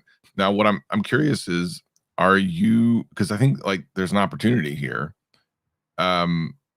Are you putting in affiliate links in your description about the parts you've used? Because this could make you some pretty decent money. Let's try the most popular one first. I mean, you should be if you're not. Oh, I need to watch the hook for this. Gotta swing it. Oh, yeah. Oh, that looks dangerous. Hello. Yeah, whoops. Yes. Look at all that. All the affiliate links. My guess is he's making a lot more money on affiliate links than he is from YouTube. And this is exactly what I try to talk about whenever I'm talking to creators about trying to make it something full time. This is where you make your money. It's not like the little YouTube paycheck they send you. Forget about that. This is where you make your money. Smart creator right here. They have a business, which is cool. You know, for a channel with only 1,500 subscribers to have affiliate links in there Great to see. I like the thumbnails in the sense that obviously the hero of the content is always going to be the thing that you produced.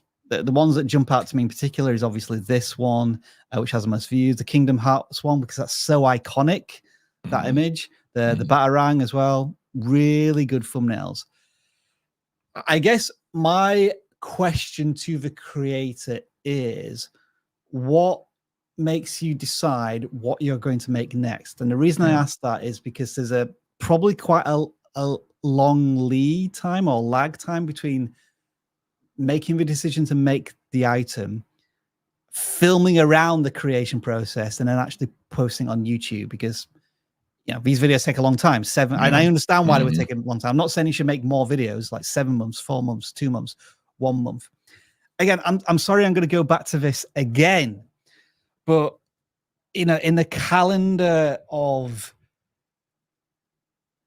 big releases, we've all known for over a year at this point that Deadpool and Wolverine is coming out this summer. I'm wondering why you didn't decide to make some Wolverine claws or Deadpool handguns or something that you could have released today that would have tied in to that release. Because I think with a lot of these items, you're relying on the nostalgia and people being a big fan, and it's probably going to take YouTube longer to pick up on that. Whereas people now is probably searching for let's check Deadpool cosplay. I'm slightly worried what this result's gonna. You put Deadplay cosplay, but yeah, I mean, this would obviously like any of the Deadpool stuff for sure. Look at that! It even respelled the. And by the way, like it's gonna change when the movie comes out, so it's perhaps they're actually working on that. Yeah, piecing out the builds now. Yeah, training anime and piecing out builds. Yeah, I mean, this is a slam dunk, obviously, and you probably know this already. I don't know if it's a missed opportunity, like we don't know how long it takes you to do something. I think I mean, even Xbox, I don't know if you saw this, even Xbox is jumping on here. Did you see they came out with the controller with the booty on the back? Really? Yeah. So I feel like put in a Deadpool Xbox controller, you'll see it. And I feel like if you can, I don't know how long it takes you to do stuff, but honestly, like, see, there it is. Right there. Yeah. I've seen that. Yeah. So I mean, if Microsoft is going, we need to jump in on this. This means you need to jump in on this. So definitely jump on it if you can in some way. I mean, I guess what's next? What's coming up in the next 2 or 3 months? I feel as if there should be some, I guess, respect and appreciation for what's big out there. Because my assumption is that one of these videos has the potential to get millions of views. Yep. And you're just giving yourself a bigger shot at the target if you're going for something that's in the cultural zeitgeist, right now. Yeah. But great channel, very smart business plan. I love it. Yeah, brilliant channel. I mean, it looks fantastic. I love the packaging. Even in the hook that we saw, there was that bit of comedy. There's a bit of the office there. Hello, everyone. I'm Joey from Lock Props. Today, I'm going to be showing you how to make Zoro's second blade, the Sendai Kitetsu. Wow. Beautiful photography, cinematography there as well. This blade took a lot longer than expected. Part 2 is going to be about me making the sheath here, so that's going to be coming in a later time. This blade is the cursed sword Zoro gets around 2.5 millimeters, so then that way, when I sandwich them together, I won't see the I don't know how people do this, Travis. I don't either, man. I mean, film the creation process as well. I just wouldn't have the patience. I mean, I'm so stressed just trying to build it. I go to conventions all the time, and so for example, I'm going to PAX West here in the next couple of weeks, and the people that cosplay there they're wearing stuff that is incredible. Like the workmanship is ridiculous. I don't know how they have the time for it or the patience. I just don't.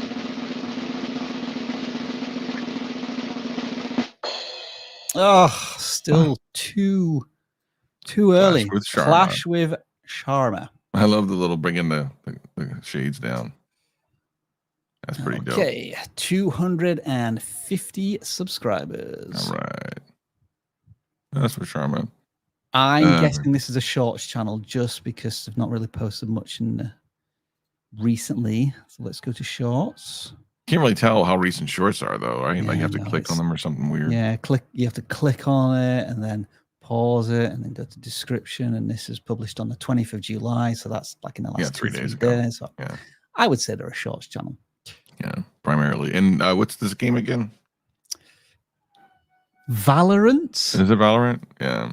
Think so.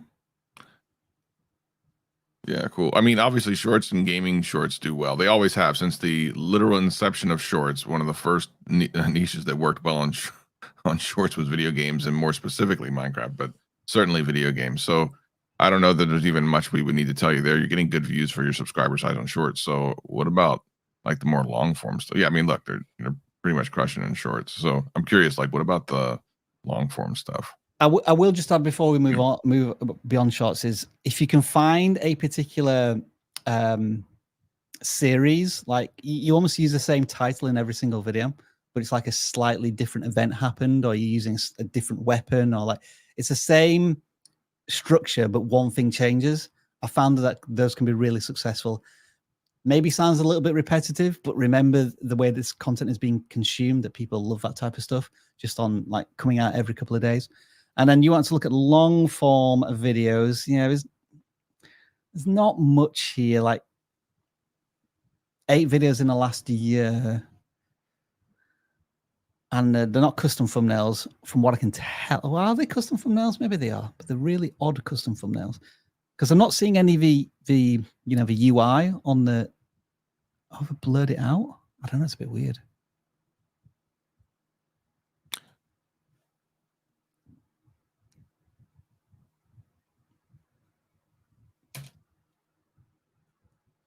You there, Travis? We got really... Yeah. Sorry. Did you ask me a question?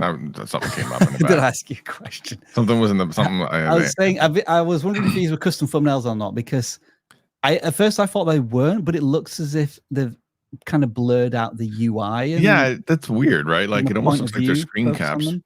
Yeah, they're custom made. Okay, all right, cool. Yeah, well, there's your answer. Yeah, again, I'm unsure if, like, coming here, I'm unsure if I know like what the value proposition is. So like if I watch a shorts, like it is what it is, like it'll find me. But for the long form, like what am I going to learn by watching a couple of your videos? Am I going to be educated, entertained? Am I going to be a better player? Am I going to find the funniest shots? You know, that sort of stuff. What is this? Whoa. Blimey. Oh. One shot kills. So I just look at that. That was like an impressive piece of skill. So that was, I guess, a character's masterclass. So what I see here is different character masterclass strategy. If you can repeat that cycle of videos over a series, I think that will be successful as well. Hope we audited the right part of your channel there. All right, I'm going to wait a little bit longer. I'll try it this time. Oh, it's kind of there. JEELMIN. That was really close. JEELMIN. Okay, let's see if we can find the Very channel. close. Well, there you are. First of all, congratulations on 1,000 subscribers. New vid every week. Looks like he's keeping that up. Trolling people in many languages. Pixels, lyric video. Is that that must be a song? Because it's lyric video. Just check the show. Oh, these are what, music? So after a quick look at the channel, I think this is a French. How to put that? Let me phrase this correctly. A French person, but who's communicating in English, but learning to speak Mandarin. Is that right? I need to click on one of these to confirm what I'm saying. Yo, what's up? Today I'm going to pretend that I speak Chinese but not English on Duolingo. Previously I made a video where I... Okay, I get the idea fairly quickly from that. That's cool. I mean, conceptually, it's fun for sure. Thumbnails are interesting and cool and kind of My confusion is when it says lyrics video, a lot of times that means it's a song. Can you just click on one of those? I'm just curious. So is this a song? This one, for example. Yeah. Oh, it is. Well, that's... I gotta think it's someone who speaks loud or understands loud. Still I'm learning those different sounds, using all those different tools. Let's use the methods I found to master them and not be fools. I'm gonna try to do my best. I'll be able to reach that quest. So got another 3 minutes of this, folks, if you want. Just let me know in the chat. So just keep playing this. Read books and watching movies, the same ways except podcast. Yes, all right, I've had enough. Yeah. It's interesting. Interesting. So he does have songs as well. Because you never know.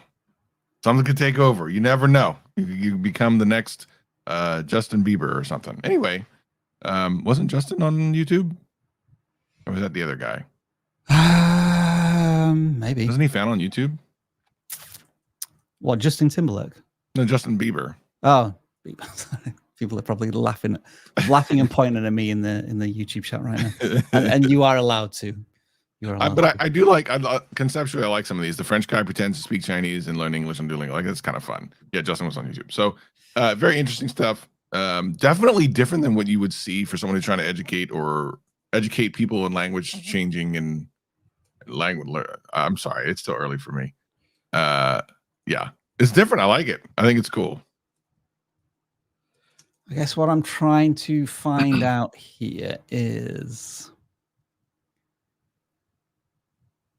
so all of these videos are incredibly old. When I just did a very broad search for French guy speaks Chinese. I know it's not quite the same because you're using Mandarin. I'm wondering from an SEO perspective or a more searchable perspective, which would be better, Chinese or Mandarin. And I'm wondering if including French guy tries to learn is the right way to put this. Maybe it's like English speaking guy might be better. English guy speaks Chinese, because I'm curious. I think there's probably going to be more of a search intent here and more discoverability. I know that's not kind of quite accurate to maybe how you want to title this, but I think regardless, doing these sorts of searches and then finding video ideas and titles that you can continue to include in the content that you're making is certainly a way to go forward.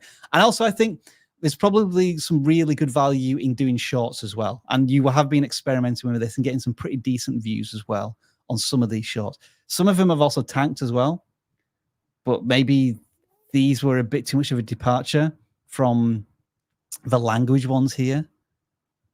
And I'm wondering if Duolingo is something you could maybe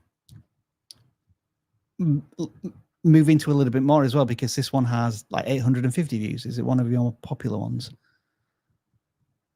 I see you've been doing other stuff as well, learning German, so learning different languages as well. And there's a bit of VR stuff going on as well.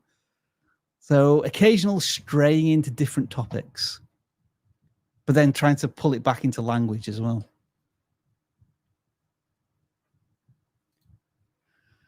So that was a bit rambly, but I think doing searches on person speaks, learns, tries in Chinese, I think that's the ideas pitch. Let's just finding those different ideas and then kind of recreating them in your own storytelling is a way to move forward. But having said that, I think you're already on to like a good idea and direction with your content. And congratulations again on the 1,000 subscribers you've just hit. Let's no, we're not doing that anymore. We're doing the drawing tool. I think I've left that far too long this time. Yeah, that was a bit late. It's there. A bit late, like it would be a bit early, so it's actually right about on time. JamesM 557, is that the right correct channel? It is. And you have exactly 900 subscribers. Oh, hey now. 10% of the way to 1,000 subscribers. And it is a gaming channel. We can see that. And is this a gaming channel on all about the Nintendo Wii? Isn't it interesting that the most weird thumbnail got the most views? I'm kind of curious about that. So click that to meet the Wii Sports fandom most violent creator. Just click on that. I'm curious as to like what the engagement is. You thought that the Wii Sports Wiki had officially come to a happy closing, a happy ending where everyone lives happily ever after with the brand new moderation. Okay. With all the bad guys. Read the comments. I'm curious, like, because I'm curious how people found the video or whatever. This is what Wii Sports.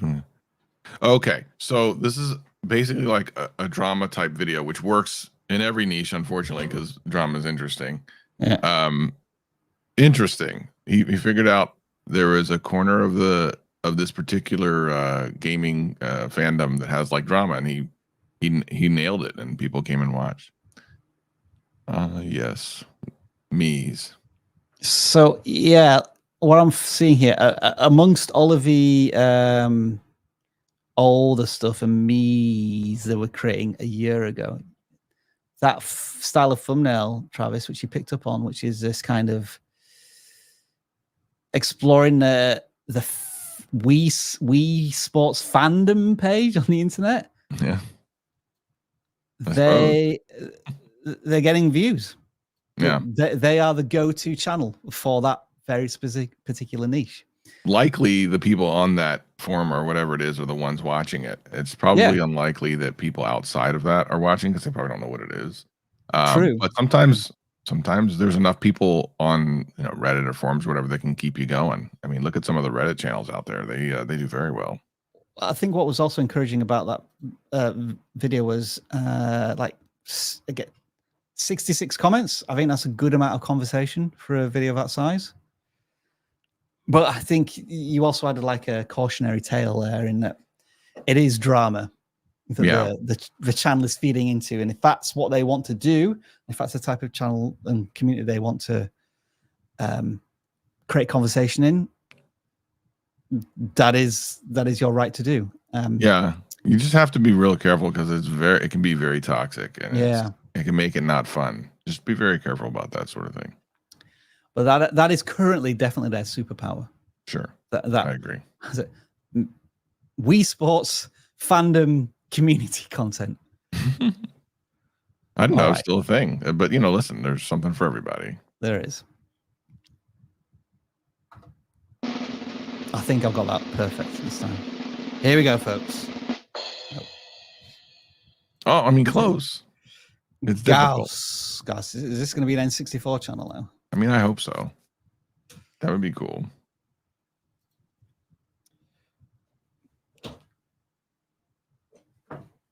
Is it Hang on. Have I got restricted mode turn on? Do you? No. So, just a kid making YouTube videos. Let's make a YouTube video. This might be the first channel that's ever submitted. With 10 subscribers and no videos? That's amazing. Have you deleted some videos? I don't know. There ain't much to audit there. But good luck. Yeah. It means we can audit one more channel. At least. That was well early then. Crazzzz. Crazz.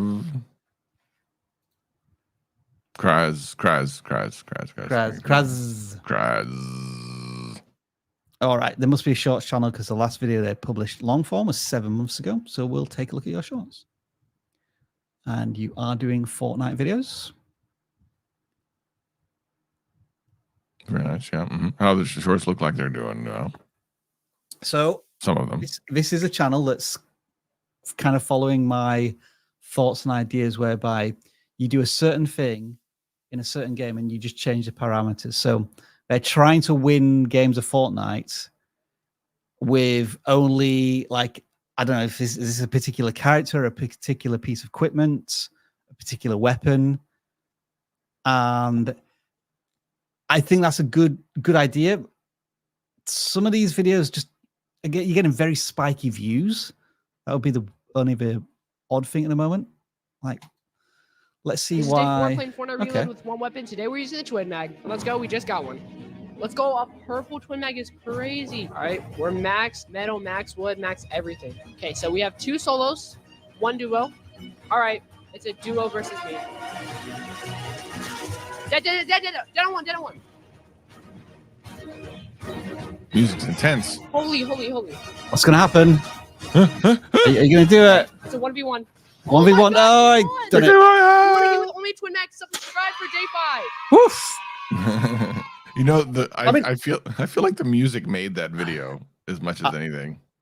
I enjoyed that. Like I like the intro and that welcomed you viewers. Like I may be on day 5 of this, but this is the challenge that I'm doing, and that was cool. I thought it was well edited, and I guess you're doing the voiceover narration after you've recorded everything, and then you edit it, and then you have to do the voiceover, and include that kind of excitement and that tension.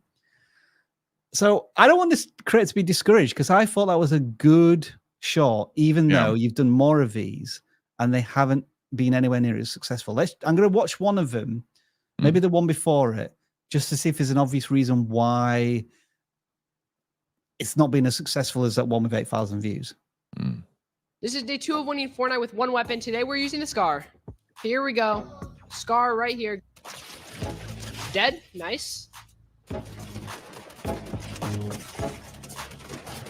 We're getting some good damage on these kids. We're just gonna sit here. Shocking. Up to height. Can we clutch it up? Seems like there's a duo on height. Oh, the music's changed now. Oh. Dead. Come on. Make it. No! Second place. We came up short last game, but this game we're taking it home. So I would definitely end the shot there. It feels like you tried to put two stories in one shot. So even if you play more than once on a single day, I would definitely separate the shots up. Any other thoughts on that one, Travis? I 100% agree. I thought that was the end. I thought it was looping. Yeah, no, it wasn't. It just moved on to the next. Yeah, next no, one. yeah, for sure. The music kind of had more of a chilled vibe as well to begin with. I don't know if that maybe kind of put people off in terms of the pace and the cadence of it. That might be another thought. Yeah. But I like the idea. I like the idea they've got here. Yeah, I feel like they're pretty close to being able to get it more consistent, because they do have like the energy in their voice, and like there's tension going on, and I think you need that for like a short. So I love that idea. I think it's great. We have. Oh, apparently Vicky is telling us in the background here, we actually found the wrong channel for that.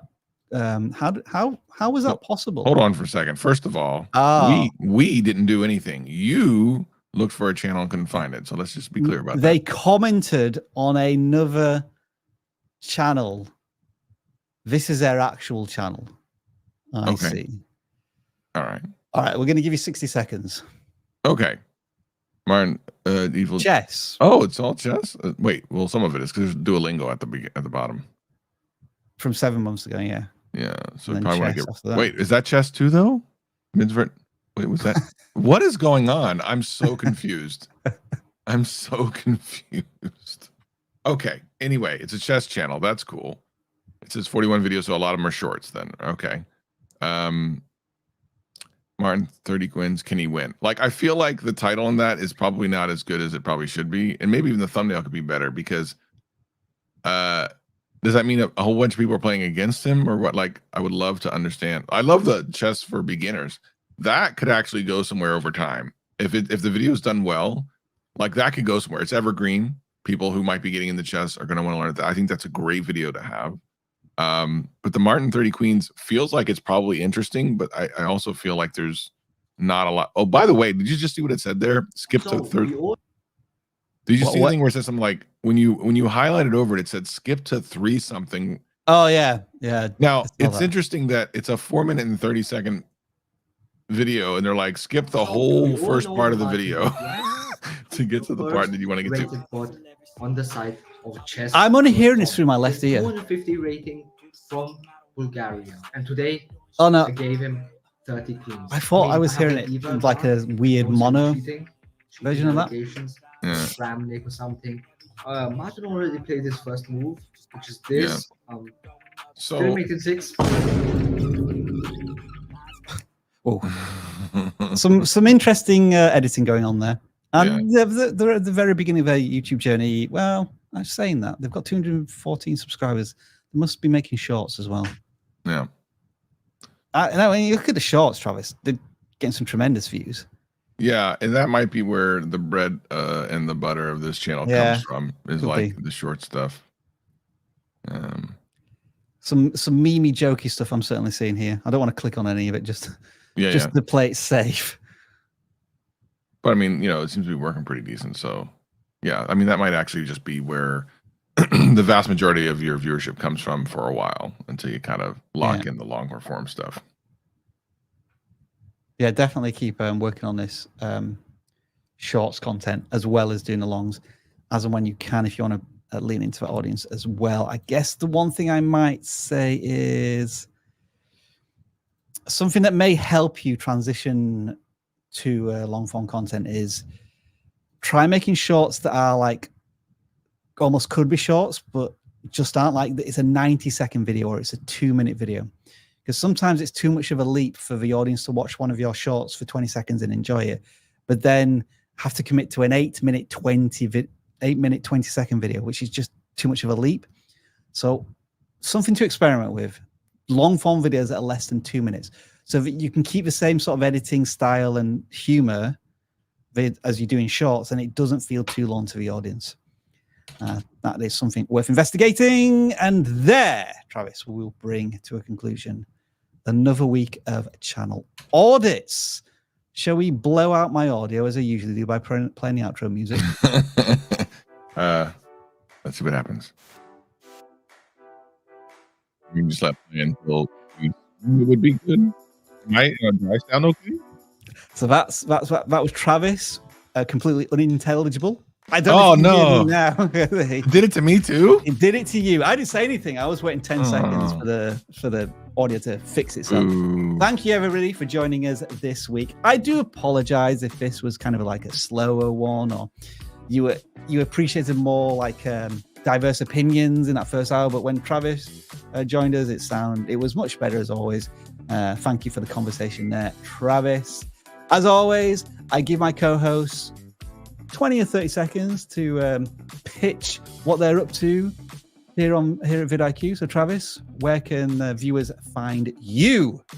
Well, we just started a new channel called The Boost on The Boost at vidIQ. Yep, that's doing well. We're following the journey of us creating a new YouTube channel from scratch and growing it. We've been around for I think a week, and we are up to like 64 subscribers, which is amazing for the first week or so that we've been kind of pushing this out. So super excited about that. Yeah, look at that. vidIQ starting a brand new channel to see where we go. We'll be back next week as always. In the meantime, keep creating. Bye for now.